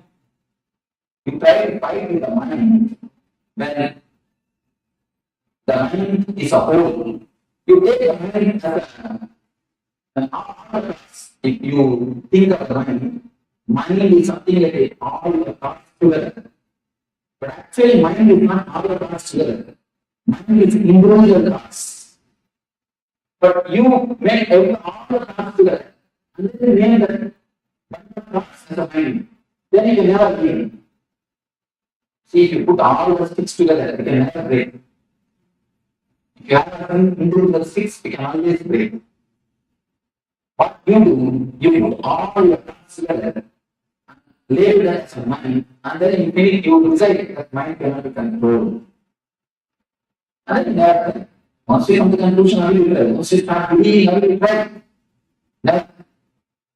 But mind is not everything put together. It is an individual small sticks. It is individual thoughts. As long as you deal with thoughts, you can simply transform. When you start dealing it as a mind, you can never change it. The problem is how you are looking. See, first understanding you need to understand this. Mind can be transformed. Mind can be controlled. How you can ask. When you can control your words with volume, you see, with volume, whatever you speak, you control it. Am I right? You are controlled. When you can control with volume, can't be controlled without volume. You can vary only think a little bit of awareness, nothing else. Just see that with volume, when you can control. Without volume, can't be controlled. You can vary. First thing, they are right. Next thing, they are right from the wrong side. Whenever you look at your enemy, you look at him as a whole. Just like that. Whenever you look at your man, you look at him as a whole. He is not whole. Never he is a whole. He is a small parts. If you know the mechanism, like the touch, you can simply come over. The habit. The way is a completely habit. It's like an old record to that. See, in the starting only, you need some reason to do it. In starting, for some reason, something happens outside, you start doing it. You became such a great masters of the doing. You master the art of doing. After some time, you don't need any reason after reason for doing. You find some reason. Even if you fail, if you can't find any reason, you just, you see, I think some people, if they can't find any reason, they will come and tell me, Swami, today things are going so well, I think tomorrow something bad. Or something very big is going to happen. We go to the next step. Tomorrow something big is going to happen. If you can't find even that reason also, even without any reason, you know how to follow it. Because the way is habit. Your system completely gets habituated to worry. See, the word habit is a beautiful word. You should understand that word. You should understand that word worry back. If you drop H, yeah, it will be there. If you drop A, it will be there. If you drop B, it will be there. Only when you drop I, it will die. The very word has got a beautiful meaning. Drop H, a bit will be there. Drop A, bit will be there. Drop B, it will be there. Only when you drop I, it will die. The meaning can be understood by the word itself. A beautiful word. Only becomes just an habit in your system. Worry has become part or a portion in your system. The feeling which makes you shrink and it's just continuously repeated by itself, whether you want it or not, whether you accept it or not, is what is called worry. Next, let us see what is depression. The circuit or the way how the depression is created. See, any, according to the people of the Bible, the body of the animal and body of the man is one and the same, almost one and the same. Only mentally they are more. Something happened. Animals, and now they say that chimpanzees do 80% of all activities what a man does. 80% can be simply done by chimpanzee. Only one thing, he doesn't have his own mind. In the plane of mind, he will differ. But in the plane of body, they are almost one and the same. The chimpanzee gets angry. He will simply beat other chimpanzee. Or at least a cage. But if a man gets angry, he cannot beat somebody else. In the society, if you are angry against your boss, what can you do? You can give only a smile. Nothing else. If you are angry against your wife, what can you do? Nothing can be done. If you lose job, you will lose food. Nothing can be done. See, anyway, you can express your anger whenever you want. You can completely express it. But they say, the doctors, they say, whenever anger occurs to you, yeah, poisonous chemicals are released in your system. Poisonous chemicals which disturbs your immune system is released in your body, in your system. What will happen to all those chemicals, all those acids? It's like an acid bath. It's like a bathtub filled with acid. You are taking acid bath every day, every time, whenever you enter it under, and you express it, at least you come out of it. The chemical is water. When it is not expressed, it is completely, totally suppressed, and just it gets deposited in Manipura. Manipura is the energy center in which all these negative emotions are deposited. Any suppression, sexual suppression, violent suppression, the violent emotions, or the anger, or the vengeance, anything, if it is suppressed, it directly comes to the energy center of Manipura. Manipura is the center where all the suppression happens, all the suppressions are stored. If you suppress, the suppressed acid only creates acidity. Nothing else. That is what directly happens. That is the reason the Manipura gets disturbed. The depression and the worry directly disturbs Manipura. Anything suppressed directly attacks Manipura. Manipura is the first chakra, first center, which is disturbed by its suppressions and the system of suppression. That is the reason children don't have any suppression. See, children's, if you see the kids, you can see a grace, a beauty in them. You will not see any ugly child around the world. You can see the photographs of kids around the world. Indian kid, American kid, African kid, Sri Lankan kid, any country, you can just see the photographs. You will not see a single kid who is ugly. Have you seen a single kid who is ugly? You must have seen in so many TVs. Even Ethiopia, they are living in poverty. Even there, kids you see, they are their own grace. They may live in poverty. They may be lean and thin, but the grace of the face will not be lost. Because they are nothing in the Manipura. They are not helped anything. They are not suppressed anything. Have you seen a single kid who is ugly? Have you seen a single grown-up man who is beautiful? The problem is Manipura. The depression and the worry takes the grace from a being. No depression or worry is accumulated with him. Even if they accumulate, there are beautiful technique to throw it out. Have you seen after feeding the kid, if you put him to rest, he will just laughing. Have you seen? Something will be laughing. The blabbing is a beautiful technique to cleanse someone. Kids do that. Whatever meditation you are doing in all these days, all the kids they do. Because the system is has got its own intelligence to do all the meditation.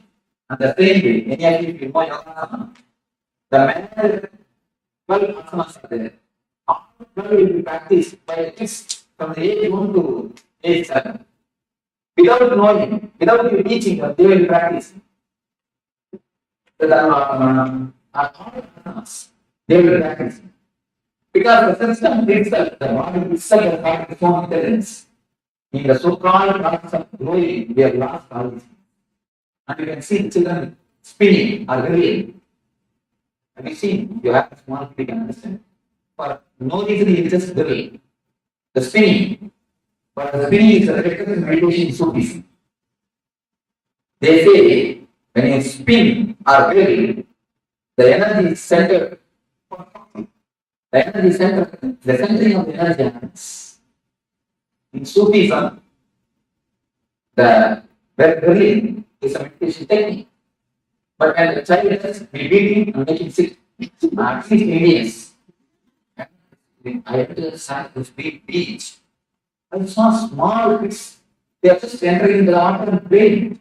The parents are also very relaxed and they just let the children go. And I can't see the scene in Belarus. In India, first thing they won't let. And even if they let out so many rules in the relationship, they will put the child head playing itself. Will drop the idea of play. Of course, anything. Whatever the kid does, we don't encourage, we don't allow it. The so-called process of growing, we use everything. Blocking is a beautiful technique. You may ask how. How can it be a technique? See, whatever you say as the mind is nothing but the languages which you know. You can tell me what are the languages you know. English and Tamil, that's all. And even 2-3 words in other languages. No. 2-3 words in Telugu. Huh? No, I can understand. I can understand. I see, if you know even few words, that is. Okay.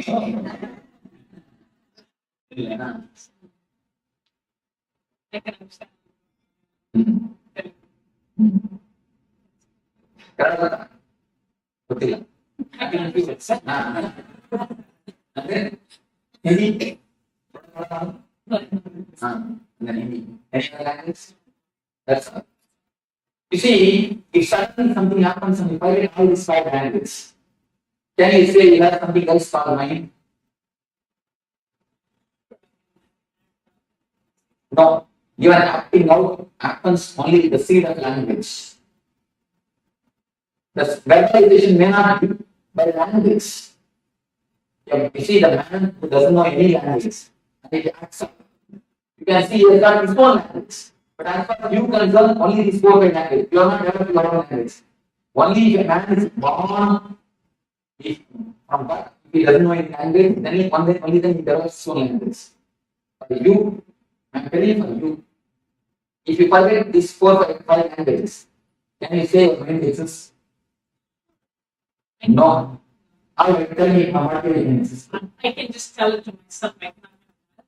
That is what. Then again you are using the same language, my language. I'm telling you, my language completely.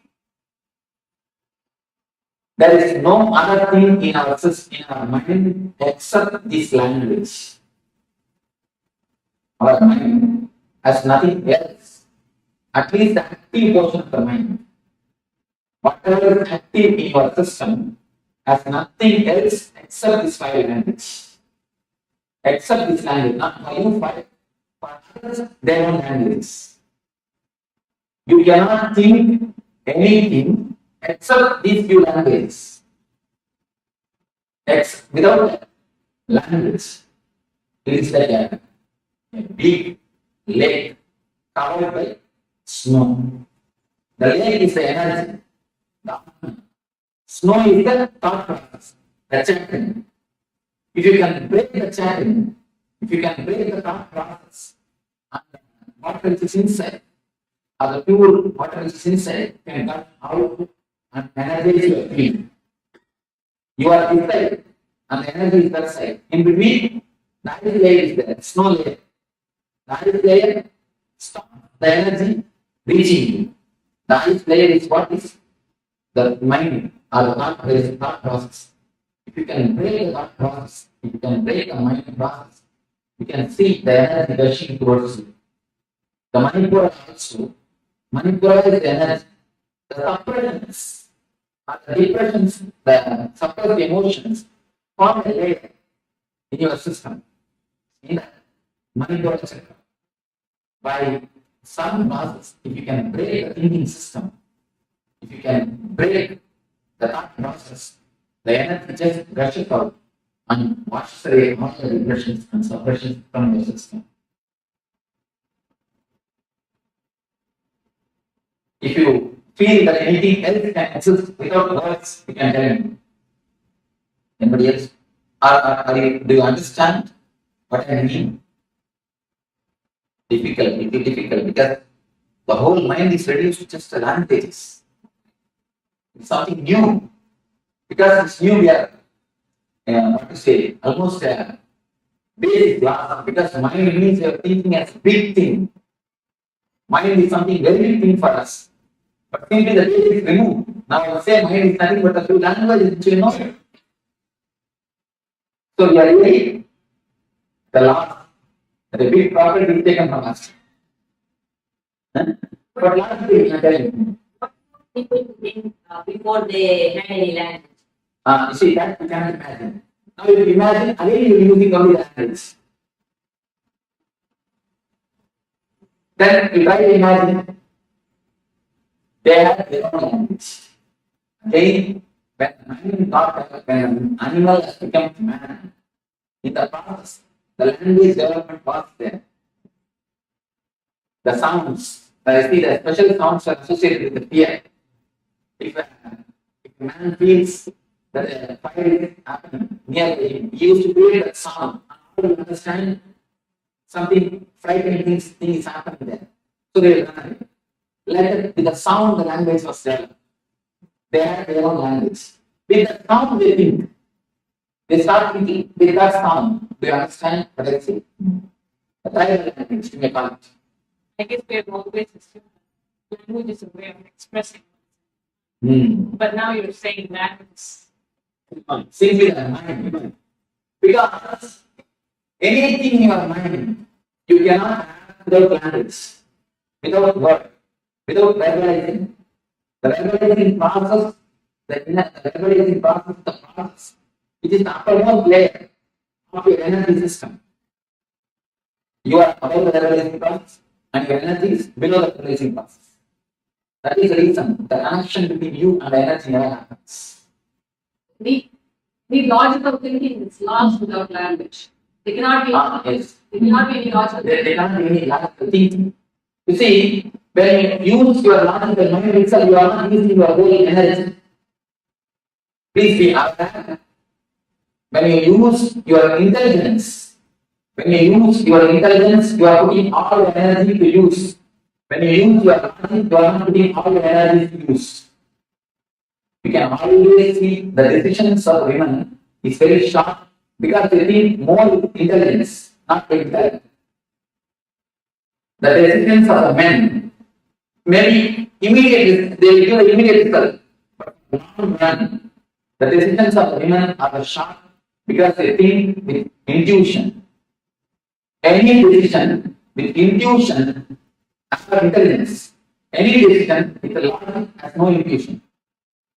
I always think that decision taken by logic gives immediate result. But long decision which is taken with intelligence and the intuition, which may not be directly, you cannot directly give a reason. But you will see, yeah, for the long run, for the whole life, it will give a tremendous effort. Okay, thank you for telling this to all the men over here. Give me some examples. If you can question me, I am very ready for argument. Give me some examples. There are few conclusions. Then I will give you that example because of whom I have seen in what the place I have seen, all those whole examples I cannot even give. But we take this conclusion and stand your life and see. For a long run, any great logic man, a man who excel in logic and great professor, he will be giving lectures and convincing thousands of people. He will come to the house and a small problem. He will convince his wife for half an hour. After half an hour, she will start from the first step. You see, she will start from the first step. What do you want? Because the conclusion structure is not by intuition, but intelligence. They don't have anything. See, I always think women doesn't think much. They take proper results. Because most of the energy is stored in the seed form itself. Necessarily, it gives out the result. In the ancient India, women more treated like counselors. Any problem in the evening, man will come and tell the problems. She will give the counseling and tomorrow morning will be executed. More they are treated as counselors, and not only that, the techniques to keep the meditation happening is practiced by women. The thought itself is a technique to keep the meditation happening. Tomorrow will be using the technique of the dark with the non-method. The techniques to keep the intuition happening is always practiced by women, but we cannot see any women logical.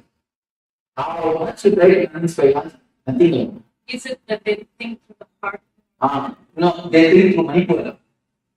They think through Manipura, not through heart, but through. Are they more emotional? No. They think through intuition. The Manipura is center. See, Manipura is center, very active women. That is the reason only women give birth. And not only that, Manipura is active women. One more reason, they need to give birth. They need to give a whole body one more life. But by nature, Manipura is strong for them. They need to give a full structure. Practically, the work of Brahma needs to be done in that energy center. So that the Manipura women is more strong. That is the reason. And I think the intuition counters, they are in that also. Women are more successful. Even in India, the Ayurveda Suran, have you ever heard this?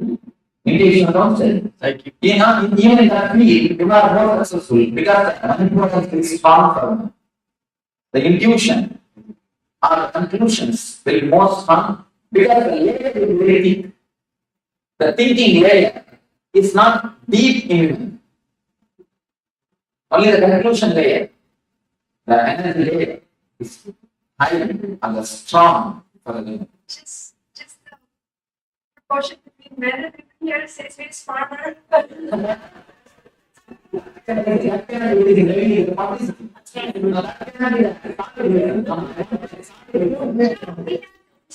that we're going to be enriched and empowered by in your course.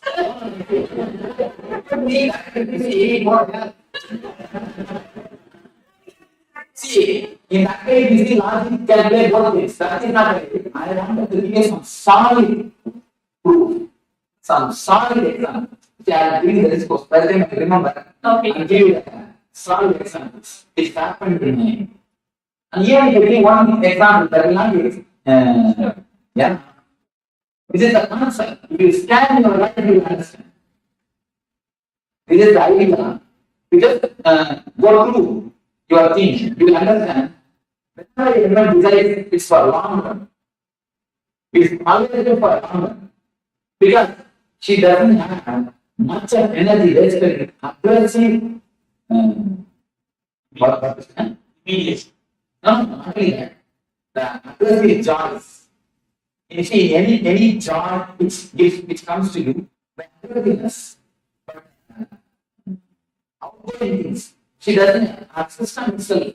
The joy of practice, the very system is more passive. Energy is wasted only in aggressiveness. The very system is a passive. Because they nurture, they have to use a lot more common sense and intuition rather than logic. That's something. What it happens, how it happens, they ask. I'm trying to do that. Some basically examples. I'm giving only the reasons.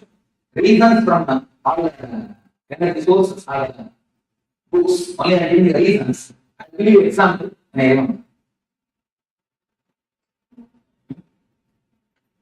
Manipura, you see, is basic understanding. The Manipura is a master of intuition, master of energy, master of energy source.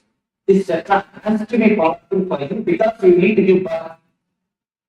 You need to supply tremendous energy to the other life. That is the basic logic. Manipura of women is so strong.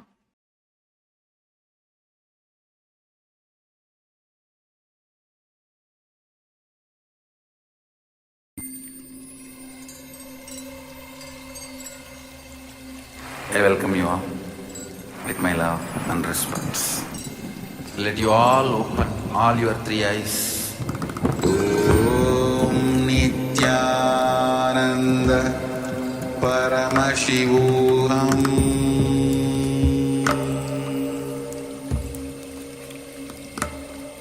Om Nithyananda Paramashivoham.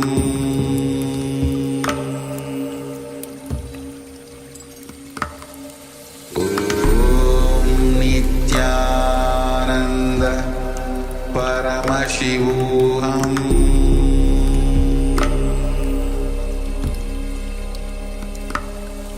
Om Nithyananda Paramashivoham. Om Nithyananda Paramashivoham.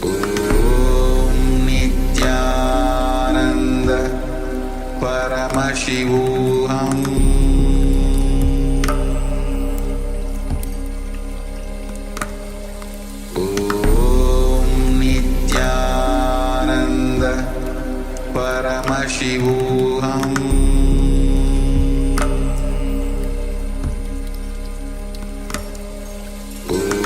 Om Nithyananda Paramashivoham. Om Nithyananda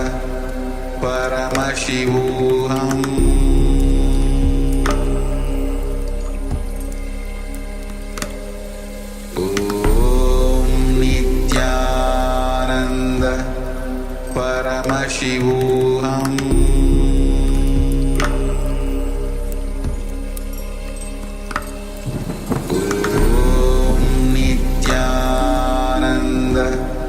Paramashivoham.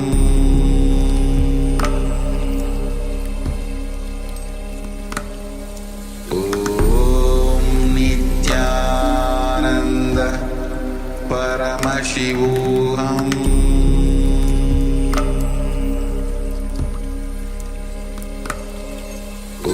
Om Nithyananda Paramashivoham.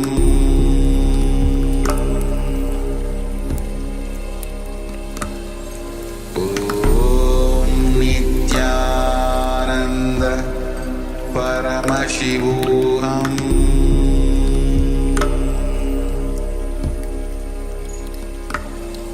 Om Nithyananda Paramashivoham.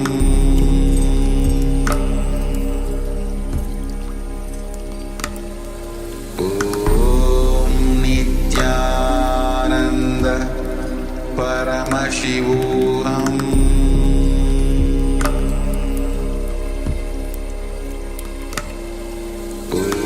Om Nithyananda Paramashivoham.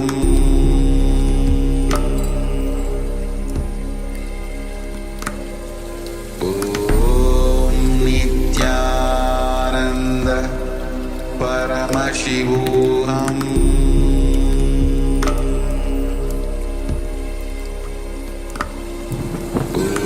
Om Nithyananda Paramashivoham.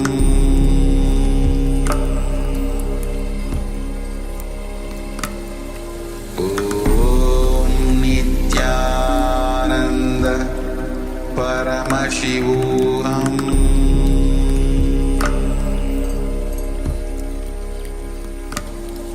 Om Nithyananda Paramashivoham.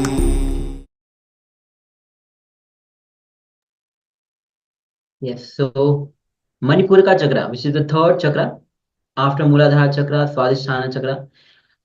Only when Manipura chakra is awakened, you go beyond the worries.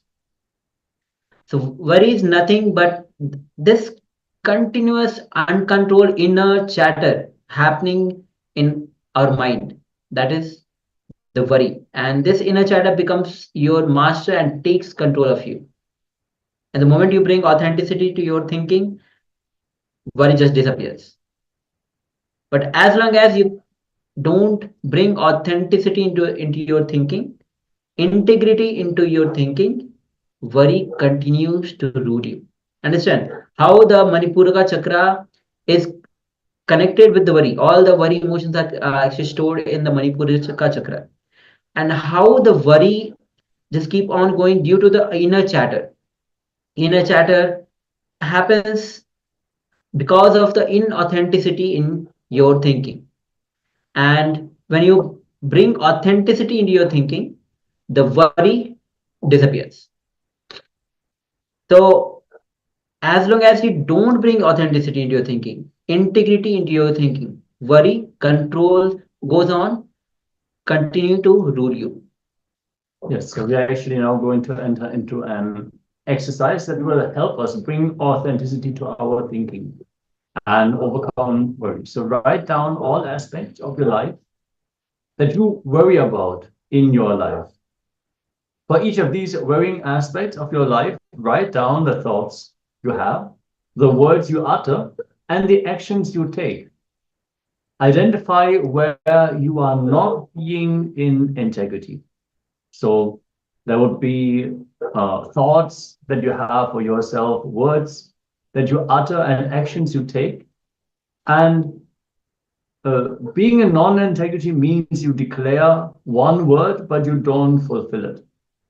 So be it to yourself or to others, when you feel internally, for example, I should really start doing workout on a regular basis, maybe 2 to 3 times a week or every single day. But then you find yourself, another week has passed, you haven't gone to the gym. So these kinds of things, they will inadvertently lead to worry in your life, because the non-integrity to the words you utter and the thoughts that you have internally, they will create the circumstances which will lead you to worry. So examine where you gave your words and did not honor and fulfill them. Remember, whenever you are not integrated with the inner and outer words you utter, worrying will become a pattern in you. So this is the first exercise to work on the worry pattern. If you have any questions about these steps, please let us know. And let us enter into this step of the process.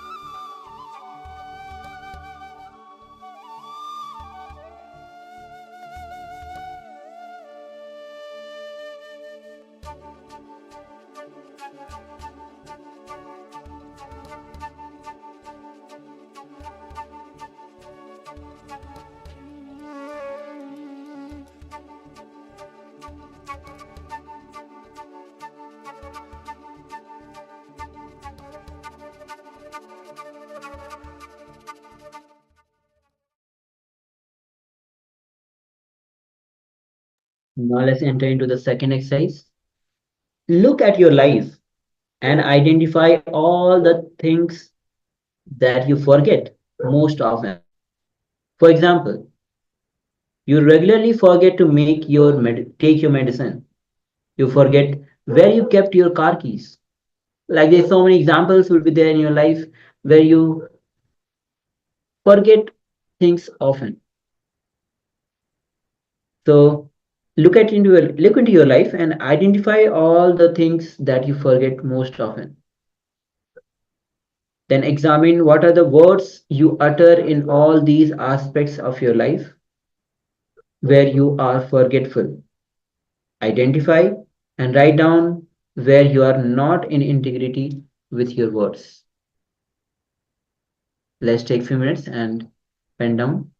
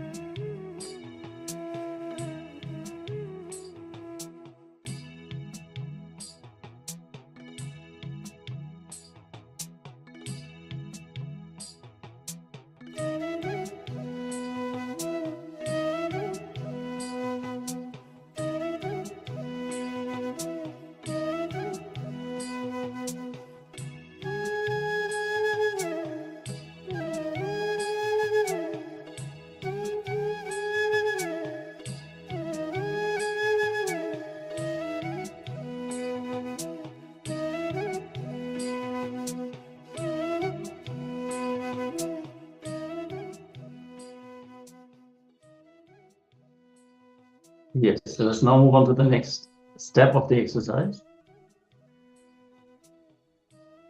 Now write down all aspects of your life that you worry about. For each of these worrying aspects in your life, write down the thoughts you have, the words you utter, and actions you take.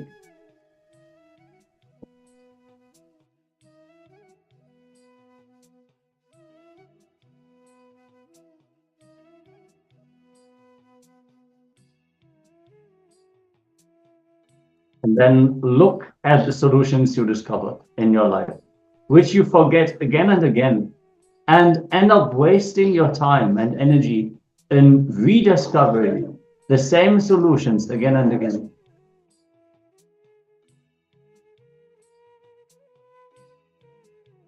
Examine what are the words you utter in all these aspects of your life where you are forgetful. Identify and write down where you are not in integrity with your word. Understand, Swamiji clearly explained, when we are not bringing authenticity to our thinking, we will not even remember the solutions that we have found for our problems. And again, we will go back trying to find the same solution for the same problem again and again. The time it takes for us to understand, oh, I had actually already found the solution, to be wasted. So let us look in and bring completion to this aspect. So look at the solutions you discover in your life, which you forget again and again, and end up wasting your time and energy in rediscovering the same solutions again and again. Examine what are the words you utter in all these aspects of your life where you are forgetful. Identify and write down where you are not in integrity with your words. Let's begin.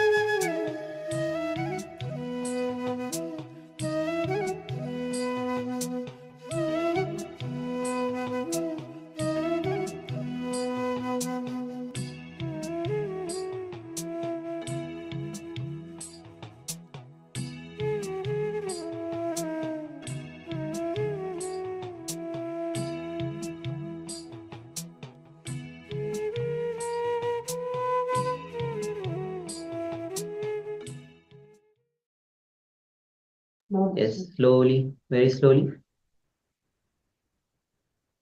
Relax. And now let's directly move on to the power manifestation round. Will be, as today we are manifesting the power of consciousness over matter. So let's get ready to, actually before that, let's enter into a kriya, a detox of Asuddhi kriya, where Swamiji himself will be guiding us. It is going to be a short kriya. Let's prepare ourselves to enter into as a part of the detox, where you detox yourself from all the toxins, all the parasites that has been inserted into your system from many years.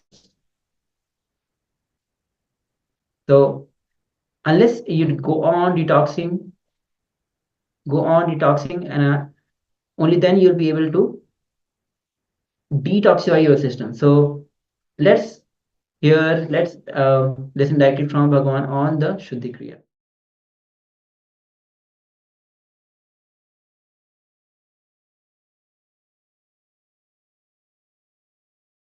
Why the Manipura women is more strong? Now I have to give some practical example. I'll give you. So whenever you suppress or you put the desires into the system, that goes and gets settled in Manipura like a layer, like one ice layer. Here is a small meditation, as I told you. Mind or the layer is nothing but a language. If you can break the language, you can break the layer. The whole layer is nothing but a language. If you can break the layer, you can break the ice layer. You can allow the energy or the water to come up or to gush to the higher zones, to your being. The breaking of the ice layer, the technique to break the ice layer is called bladder. This is a very powerful technique to cleanse the Manipura, to break the inner chanting, to break the thickest layer of depression. Now, let me explain the technique to you. First, you will concentrate on Manipura. Concentrating means you will just relax and sit feeling this place. See, as soon as you feel Manipura, you will see your worries and your depression start coming out. Because they are already there. Only we are putting a big, thick asana or a chair on it and we are sitting on it. They are all just there, bubbling out like a volcano. But we have big seat cushion on that, and above that we sit and we feel we are comfortable. We are comfortable. As soon as you start thinking, you will see the depressions or the worries coming up. So just throw them out by any sound, that's all, nothing else. Make any sound, you will feel, or make any sound, just feel that you are throwing them out. That's not, you understand? Just make any sound, which should not be a word, kind word. You see the kids, they make sound, just like that, any sound. At first 2-3 minutes you will feel, Swami is making us mad. I am not making you mad. I am just saying. I am not making you insane. I am bringing out the insanity from your inside. I am bringing out the insanity which is inside you. You understand? Something you commented. Can I hear it now? We are going to be happy of hearing this. That is nice. See, when you create sounds which has no words or which has no meaning, the mind breaks. Only one thing, don't allow any thoughts to, any words flow, or eternal chanting. Any thought comes, just create a sound and throw them out. Just continuously create sound. Only one condition, For 20 minutes, you should not stop. No gap. You see, if you give gap, the mind will start activating. Mind will start speaking. So don't allow any thought to come. Create continuously some sound. When you repeat the same sound, That is not a problem. That is not a problem. See, if you don't get any sound, but one thing, you should not allow your mind to think. Then only the system will break. You see, 21 minutes is one energy circle. The 21 minutes, don't allow any thought. Try your best and create only sounds. And within 2-3 minutes, you will see automatically you will remember the man who cheated you. Who is your enemy? The intimate enemy. The intimate enemies and enemies, all these things you will remember it yourself. And all those tears will come up, all these things will happen. You see, tears will come, or the deepest feelings will come, anger will come. Allow everything by words, by some sounds, not the words, some sounds. Then how does the worry come? Automatically it will come up, you will see.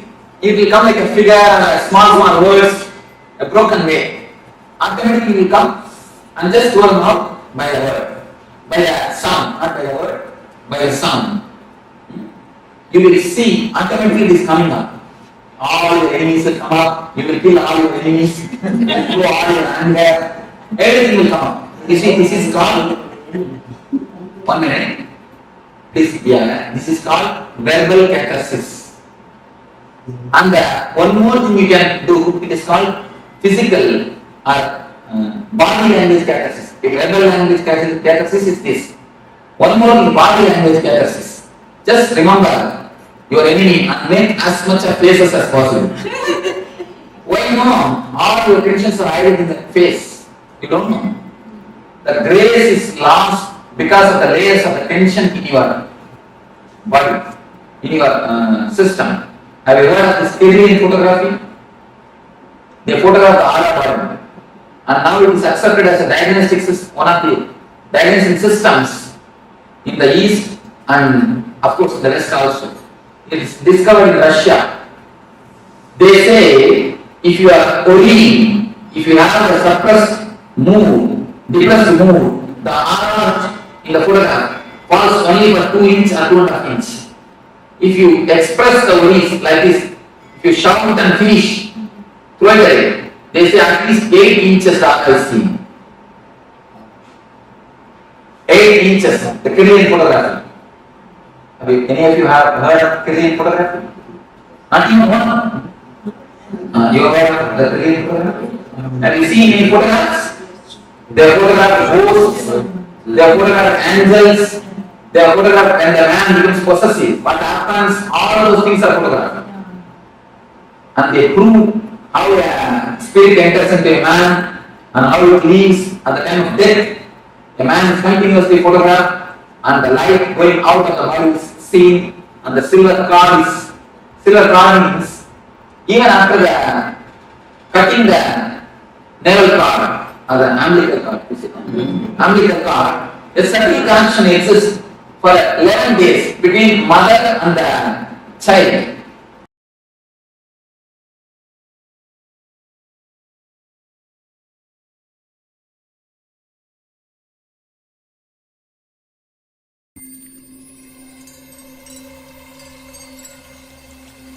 I welcome you all with my love and respect.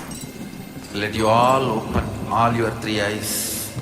Om Nithyananda Paramashivoham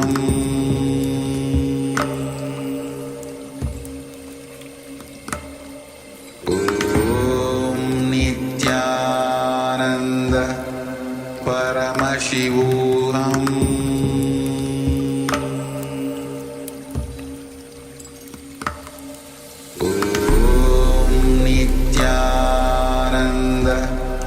Paramashivoham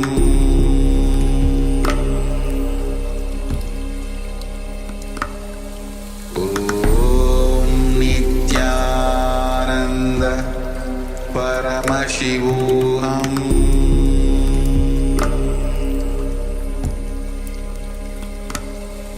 Om Nithyananda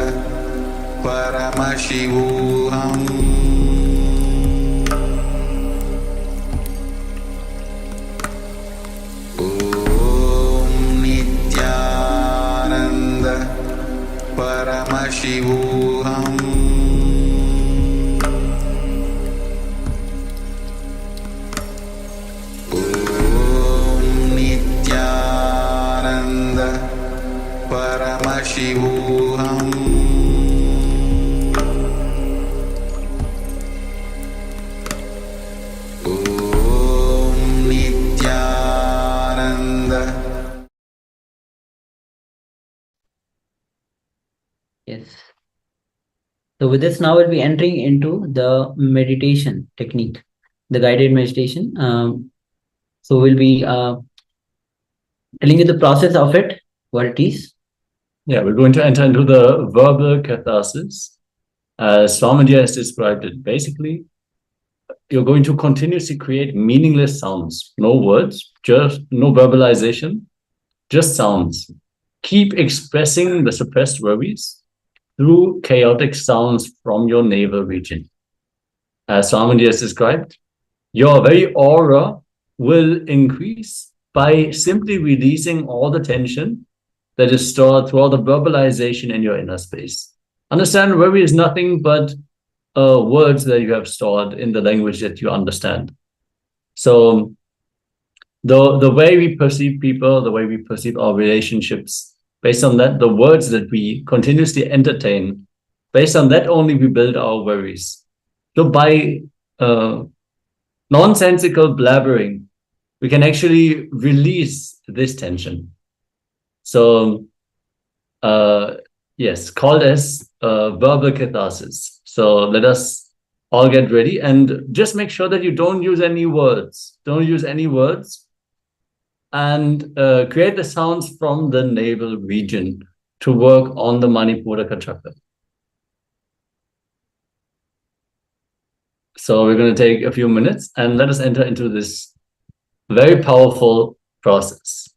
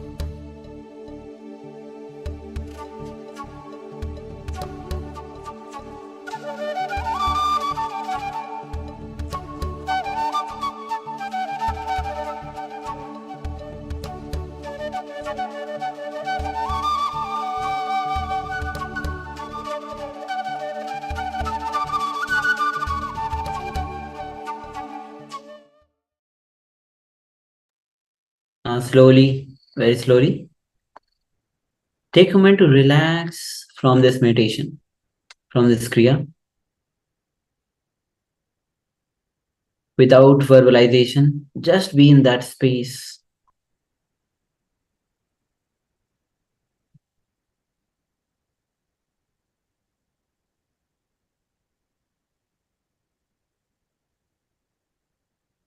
And now let's move on to the next, which is going to be a detox from the herbal juice. So ideally, herbal juice you should take late in the late morning, generally after 2 hours of the meal, the first meal, or very light meal in the empty stomach. And as just a simple recipe, just will be showing you the recipe as well, so that you can pen down for your reference.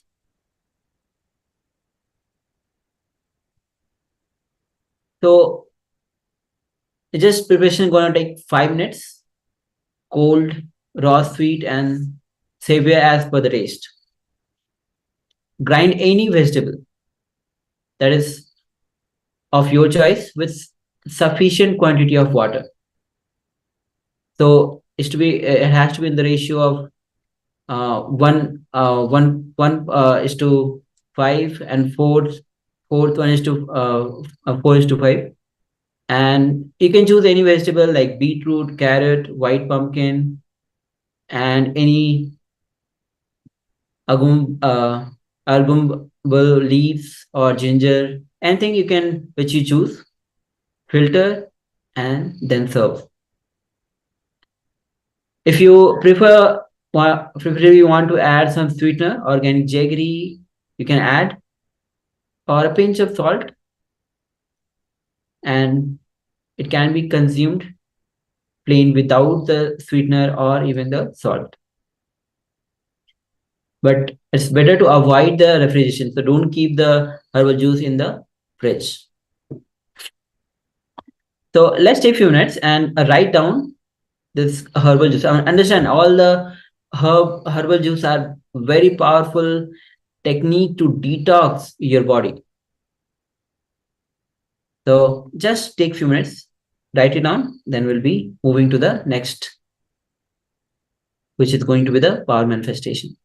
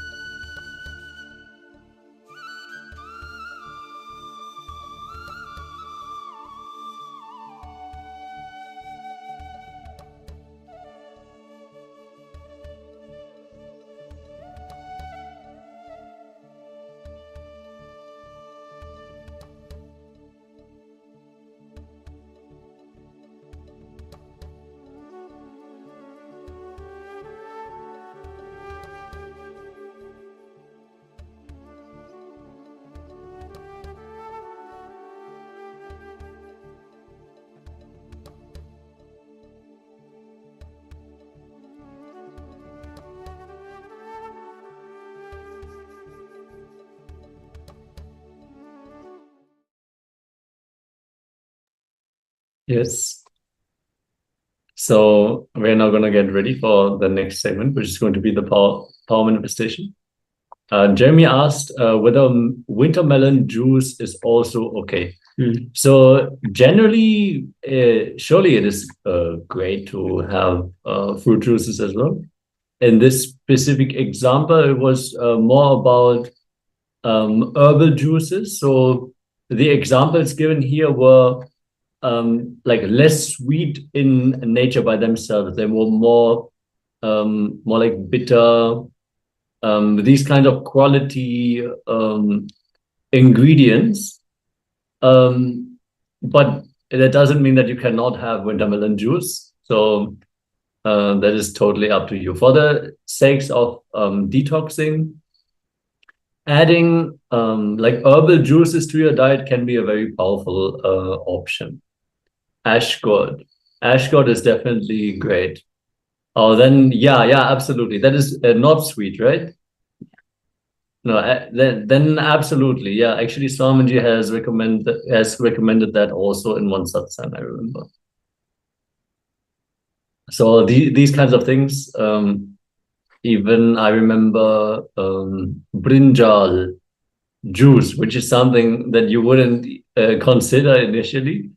But all these bitter, non-sweet herbs, plants, vegetables, making vegetable juice in general, it will bring out a lot of the active components, micronutrients, a lot of good stuff is there. And then when you drink it fresh and uncooked, it has a different quality and your body will be able to absorb that all very quickly.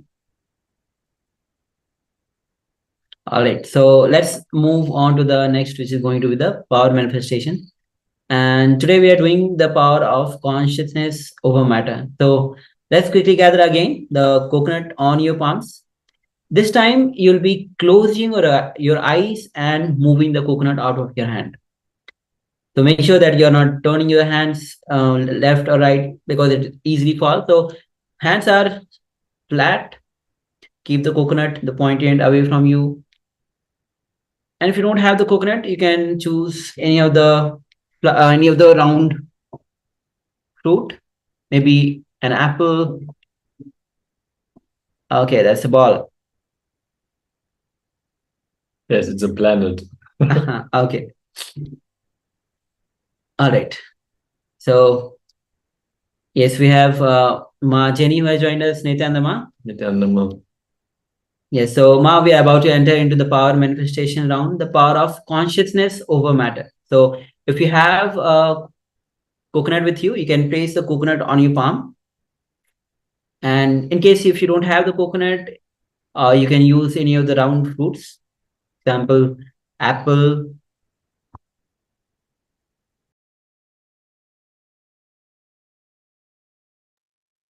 Yes. All right, great. So yes, you have the coconut and make sure that the pointy end of the coconut is away from you. All right, so let's get ready to manifest the powers of consciousness over matter. Now close your eyes.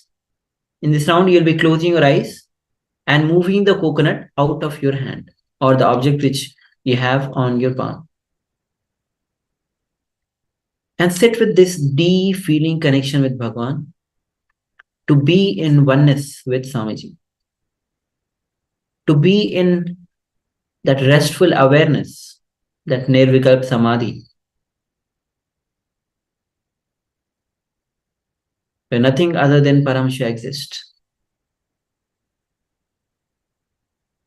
Pure oneness,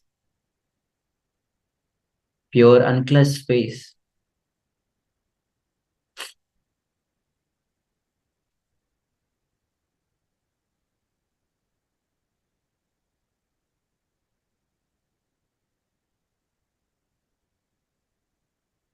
And when that intense bliss explodes in you, you start manifesting the powers.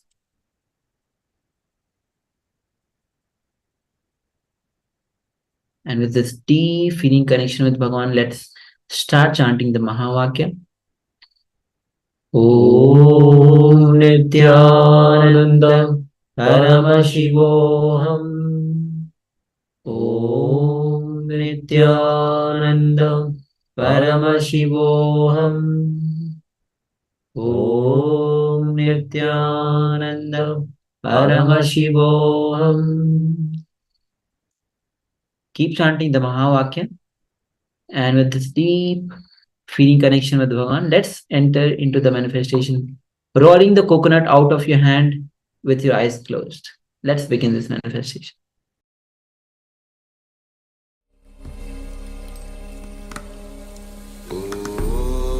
Nithyananda Paramashivoham.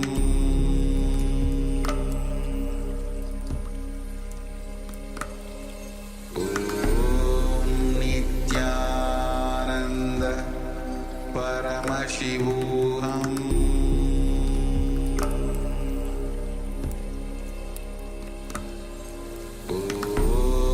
Nithyananda Paramashivoham.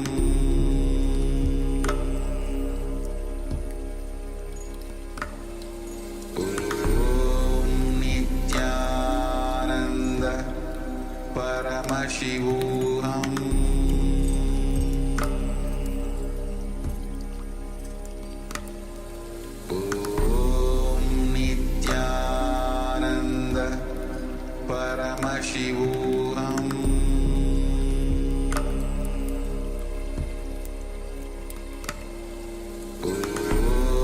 Nithyananda Paramashivoham.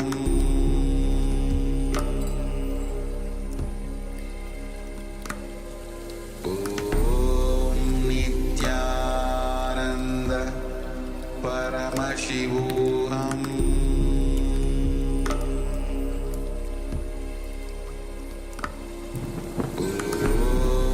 Nithyananda Paramashivoham.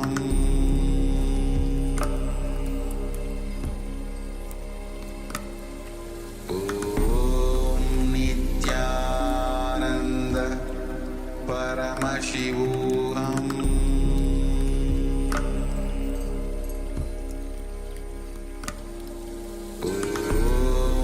Nithyananda Paramashivoham.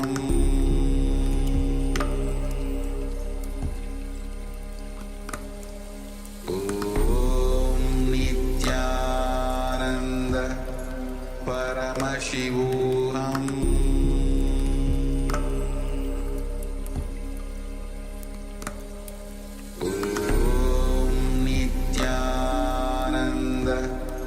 Paramashivoham.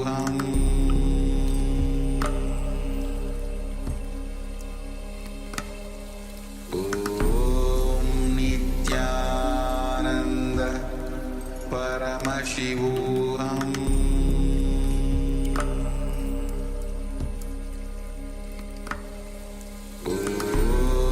Nithyananda Paramashivoham.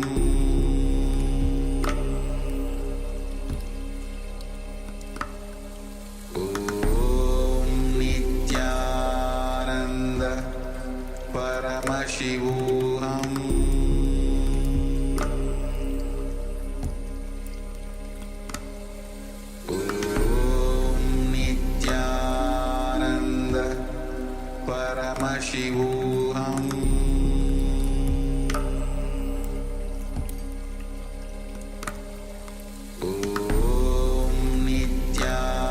Nithyananda Paramashivoham.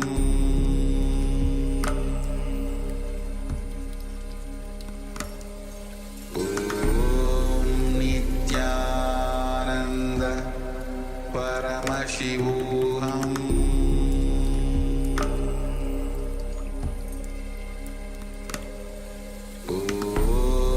Nithyananda Paramashivoham.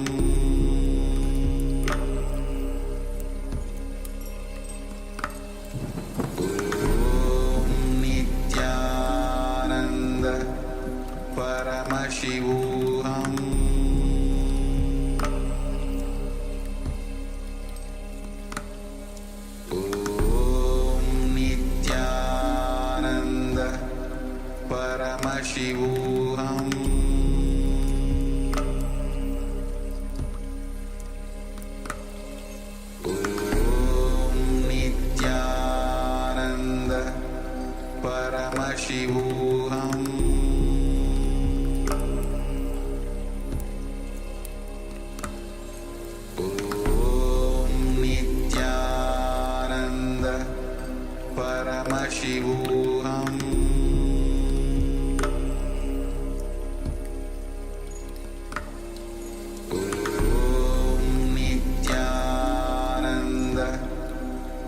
Paramashivoham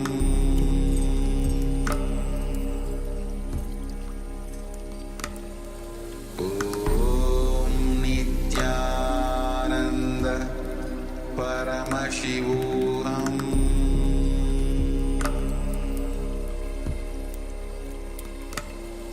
Om Nithyananda Paramashivoham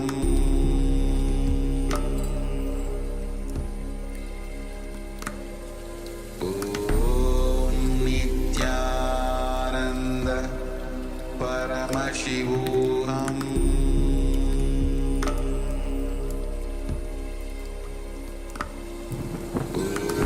Om Nithyananda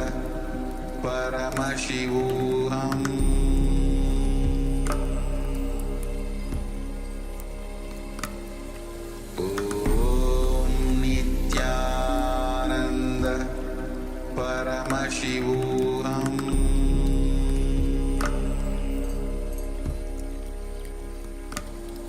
Om Nithyananda Paramashivoham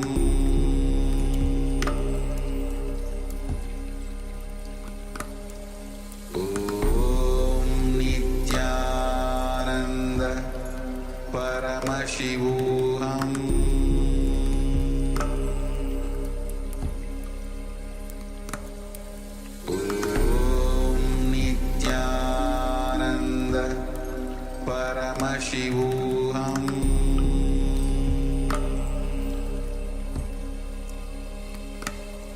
Om Nithyananda Paramashivoham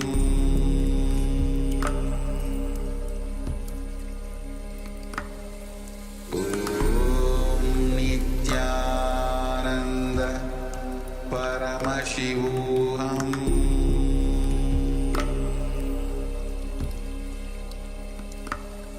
Om Nithyananda Paramashivoham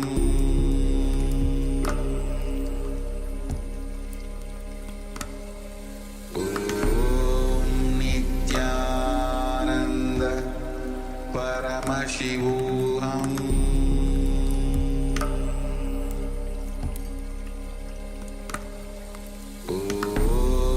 Nithyananda Paramashivoham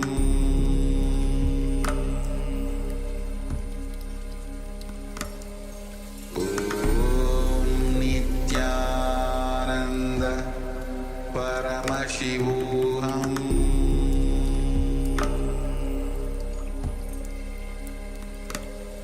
Om Nithyananda Paramashivoham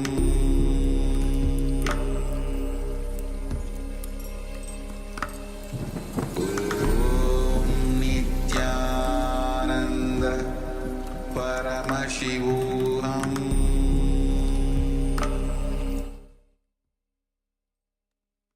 Yes, you can now settle down and slowly open your eyes. If you haven't done so yet, let us know, how did you roll with this round of the power manifestation? We saw some of the participants were moving on to different rounds, rolling successfully, and then placing the object even on a tablet to move on to the next progression.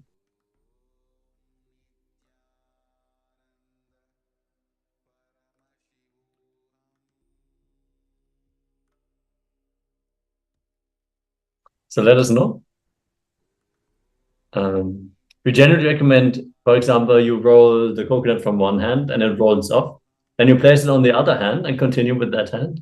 If it rolls off again, you can start rolling the coconut from other people's hands also. You can place it on an object in front of you, like a notebook or a tablet. Place it on the table and then place it on the ground. If you are successful in all these rounds, understand you have mastered consciousness over matter.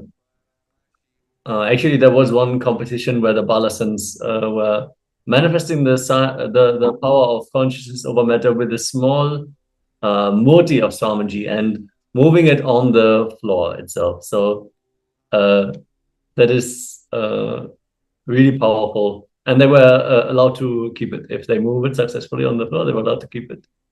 So as we go through the rounds of power manifestation, make sure that you, if it becomes too easy, you hold it on your hands and you pace it and immediately feel it's already moving, then you should move to the next progression of this power. And manifesting from other people's hands is a good step, because when you manifest the power through from their hand, it is manifesting the space of oneness with those people as well. So you can experience a beautiful space of completion as well. So Jeremy shared success. Wonderful. Yes, thank you. Thank you for sharing. Yes. All right. So now we'll be moving on to the next chakra. We have covered, Swamiji has revealed on the Muladhara chakra, Swadishtana chakra, Manipura chakra. The next chakra is the heart center, which is the Anahata chakra. So here Swamiji will be revealing on the Anahata chakra and on how to unblock. Mostly Anahata chakra is blocked because of the attention seeking, whether what we call as love is actually nothing but the attention seeking. Only the person who is established in the consciousness knows what is love and radiates the love, the true love. So let's come to the space of listening. Yes, it was a supercharged demonstration. Ma Jenny says, yes. Thank you, Ma, for sharing. Wonderful. All right. So let's come to the space of listening as we enter into this revelation by Swamiji on Anahata chakra. So make sure that you're having the notebook with you to write down the powerful clicks, understanding that you have on the very Anahata chakra. And let's begin.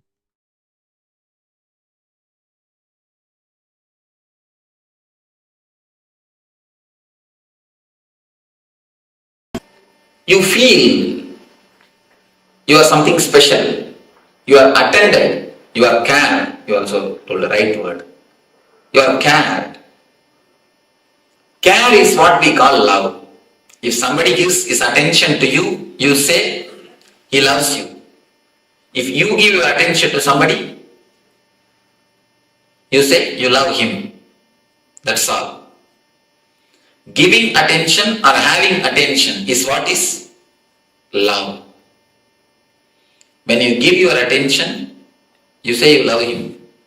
When you receive attention from somebody, you say he loves you. Am I right? Any question? May has not understood. Well, a lot of times you hear people say, I care for you, but I don't love you. Yeah. Especially in American society. Caring and not loving, I don't think there can be caring without love. And I don't think there is a difference between these two. I think it's a different kind of love. That's all. But I say general love. Totally, love means it's a caring. The expectations also matter. The expectations, with or without expectations. Without expectation, it cannot happen. Without expectation, only enlightened man can love. I tell you. No, it's the truth. So never think that our love is without expectation or something like that. The depth of expectation. Probably the depth of expectation. No, even that, you see, only two things. Expectation or no expectation. That's all. And when a person becomes a love, when his whole being becomes love, only then he can give loving, he can give love without any expectation. Otherwise it is not possible. So, let us not bother about expectation or not. That is the basic thing, with expectation only. Whether we give or receive, that is the love. Let us understand basically what is love. Then step by step we will go. Yes, something.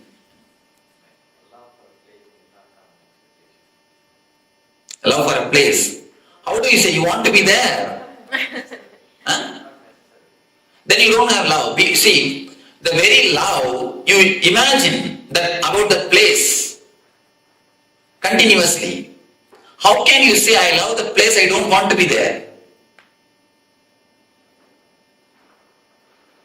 It is simply your feeling to want to be there only is the love for the place.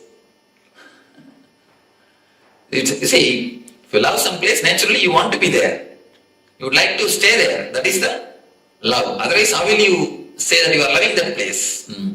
When you remember, you feel like you are pulled, you are called. That is what is love. Even place, the love for a place is nothing but with expectation.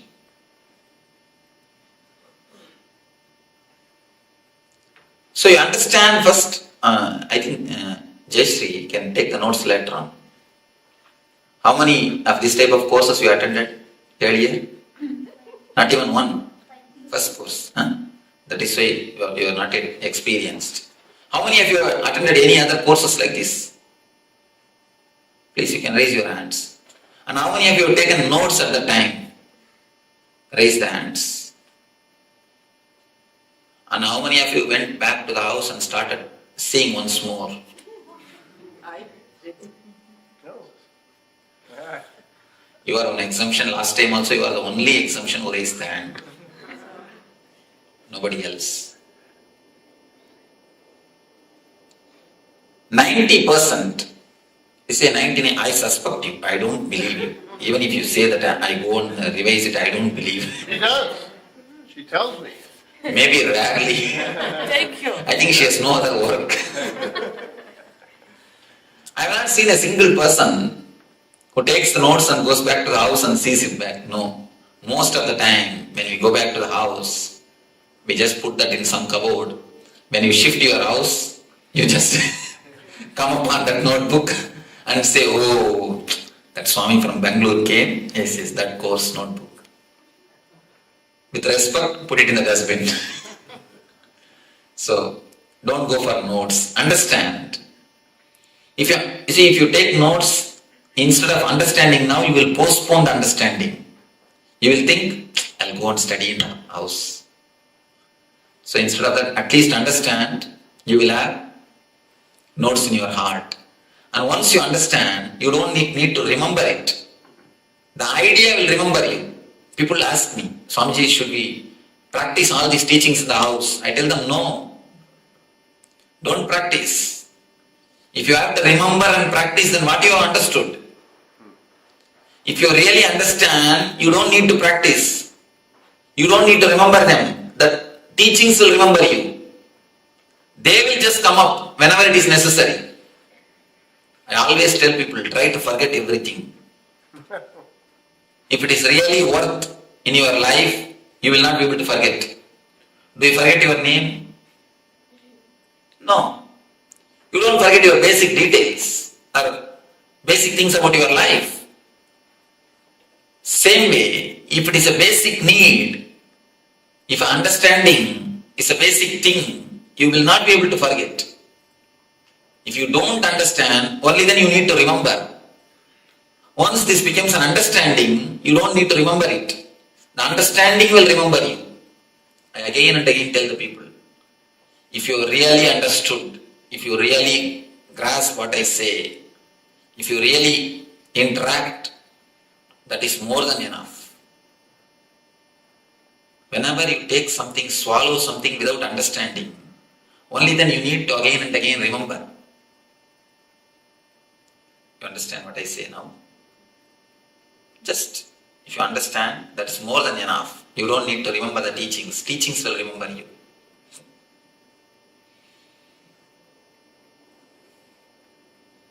Heart. Whenever you are given care, you say, you are loved. Whenever you give your attention, you say, you are loving. Heart center, the Anahata Chakra is related to this attention only. Whenever I say there is a heart center, there is an Anahata Chakra, people immediately ask me, Swamiji, I underwent bypass surgery, will it be there as it is?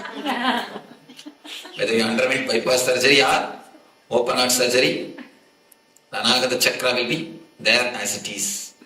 Don't bother about it. It will be there as it is. It is not physical, it is more metaphysical. It is more spiritual. The key for the Anahata Chakra is whenever you give your attention, the energy center opens. Whenever you ask for the attention of the others, this gets locked. We may say, when are we asking?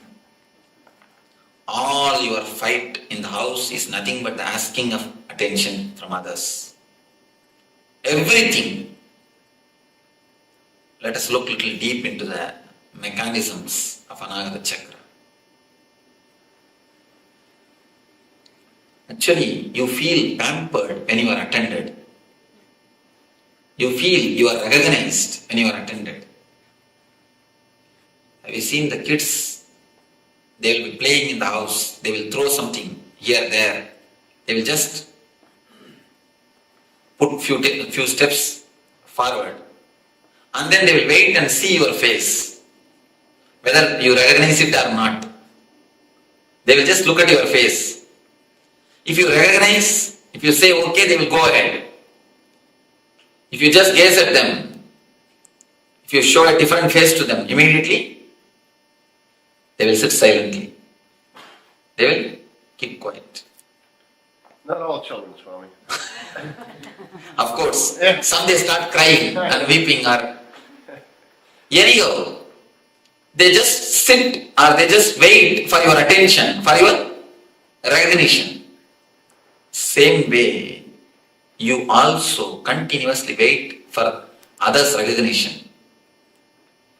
Whenever you do something, you immediately wait for the others' certificate.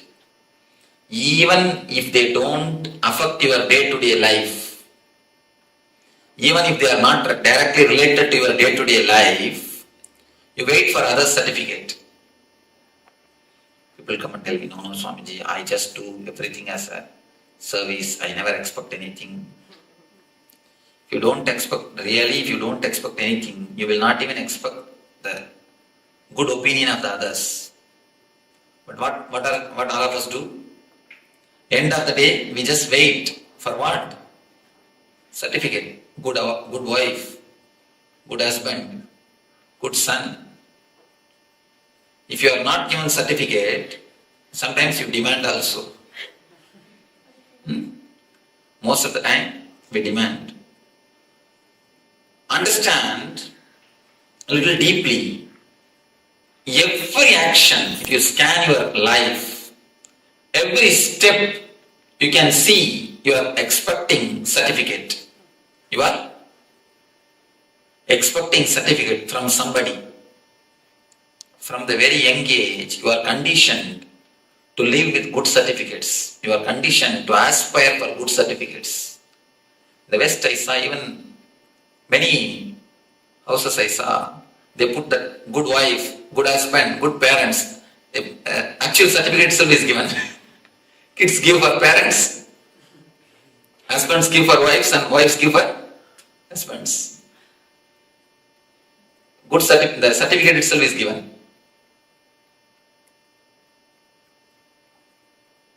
The certificate from the other, the opinion from the other becomes a driving force for us to live.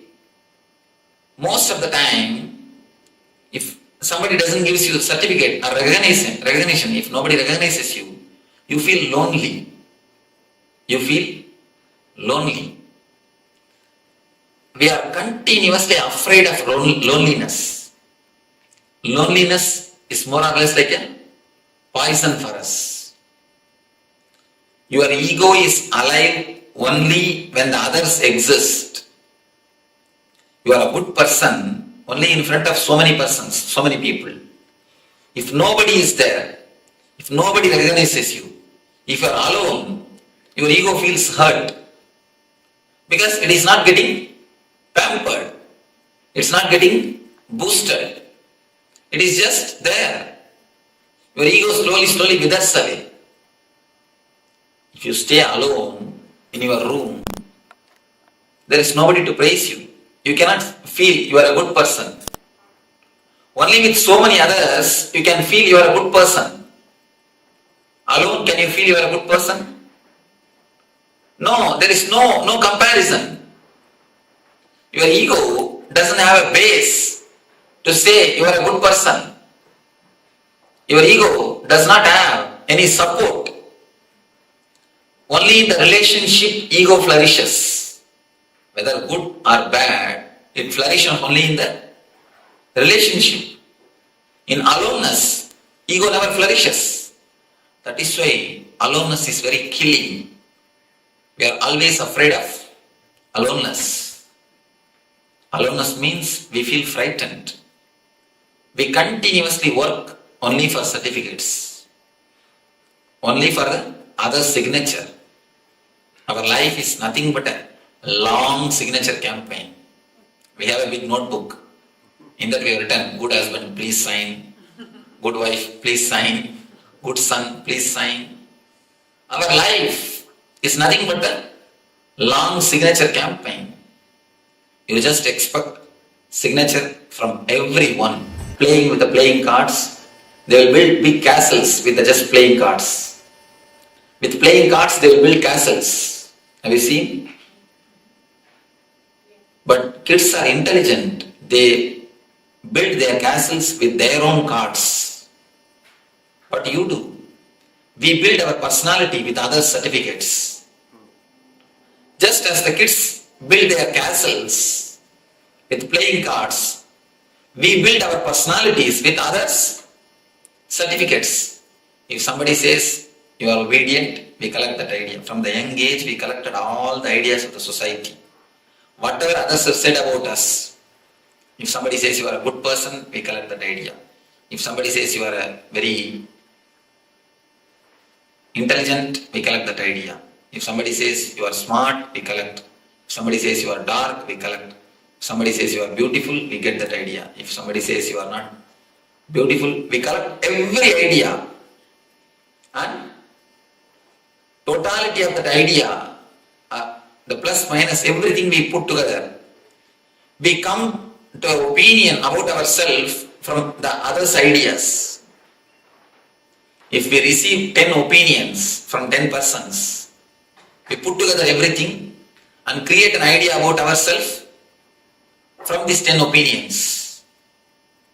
Be very clear, because you do not know about yourself, you are not centered on you, you understand about you from others' opinion.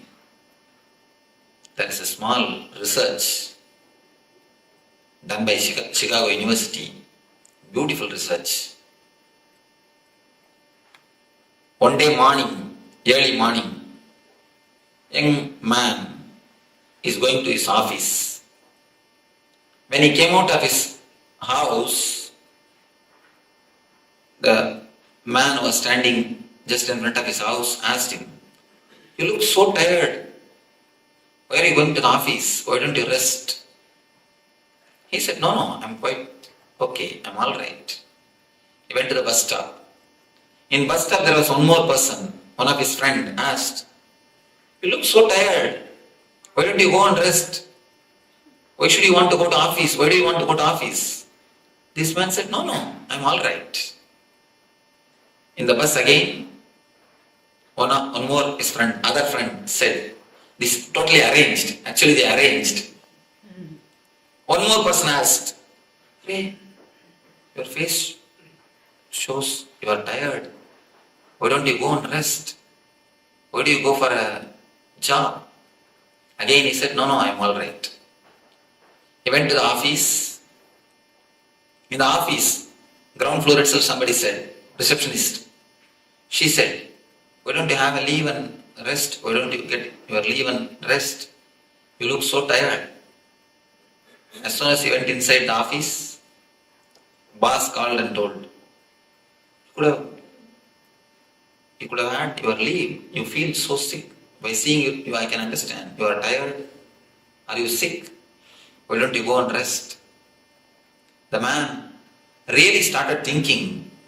And not only he started thinking, he applied for leave and went to the house, went and is rested. That day evening, he had a temperature. Not only temperature, really is sick. When many people continuously tell you something, you immediately start believing. Not once or twice, 15 times they did this experiment. All the 15 times, all the 15% fell sick. All the 15% fell sick. They just arrange some 10 people here there casually to tell, it seems you are not feeling well. The test proves how much others' opinions play on our mind. How much you live based on others' opinions. It's just like the castle built by other certificates. As the kids build their playing cards castle, you build your personality with the others' opinion, with the other certificates. How long you can have other certificate? Tell me. As long as you dance according to their tune, you will have. They will let their certificate to be with you. How long you can dance according to everyone's tune? Imagine. One side, your husband is playing Kathakali music. You go there and do few Kathakali steps. On the other side, daughter is playing pop music. You jump there and do few steps of pop. And back side, your son is doing Bharatanatyam music. Then you do few Bharatanatyam steps. This side, somebody else is doing rock music. You jump there and do few rock steps. This side to that side to this side, this corner to that corner, here, there. If you continuously run around, what will be your dance? It will be nothing but mess. That is what now we are doing. Everybody has got their own tune. How long you can run, you can dance for everybody's tune. If you know 6-7 type of dances, at least you may manage. Even then I don't think you will be able to manage. Because you need to change the tune. How long you can manage? If you dance according to everybody's tune, then they will let their certificate to be with you. If you don't dance according to everyone's tune, what will happen? They will take away their certificate. If somebody takes away their certificate, what happens to your personality? That's what I call depression. Continuously it happens. It's like you are a centipede. Centipede means you understand with 100 legs. You have 100 legs. Only if all the 100 persons say something good about you, if all the 100 say some nice things about you, you feel comfortable. You can walk. If someone takes away their leg, what will happen to you? You just tumble down, collapse. I tell you, this is a homework which you need to do. Make a list of the people who can depress you. Now really, now this will give you the new understanding in your life. See, most of the time, we do not even know our problem. That is the problem. Once you know your problem, 90% of things gets dissolved. Once the problem is brought to the consciousness, you will see that it disappears. Find out who all can depress you, for whose opinions you wait. How many persons' opinions you give weight for them? How many persons' opinions you give respect? Who all can depress you? Make a list who all can depress you. Be very clear. You are slave of all of them. That's all. Understand very clearly. Just by one word they can put you into depression.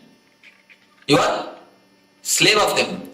You see, psychological slavery is the worst thing any man can have. You You are actually psychologically handicapped. Without them all, you cannot move your life. That is what it means. Make a list who all can depress you. Have it in your bedroom itself, so that every day you remember, I am slave of all these persons. At least let you be aware. As of now, what is there in your life? Same thing. Let you be aware that you are slave of all of them. Once your being is aware that you are slave of them all, naturally you will come out of it. I tell you, very naturally you will come out of it. The being is such, your nature is freedom.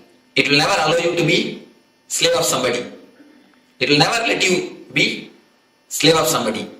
So the very understanding, just make this list. You may think, oh, this all looks impractical. What type of solution this Swami is giving?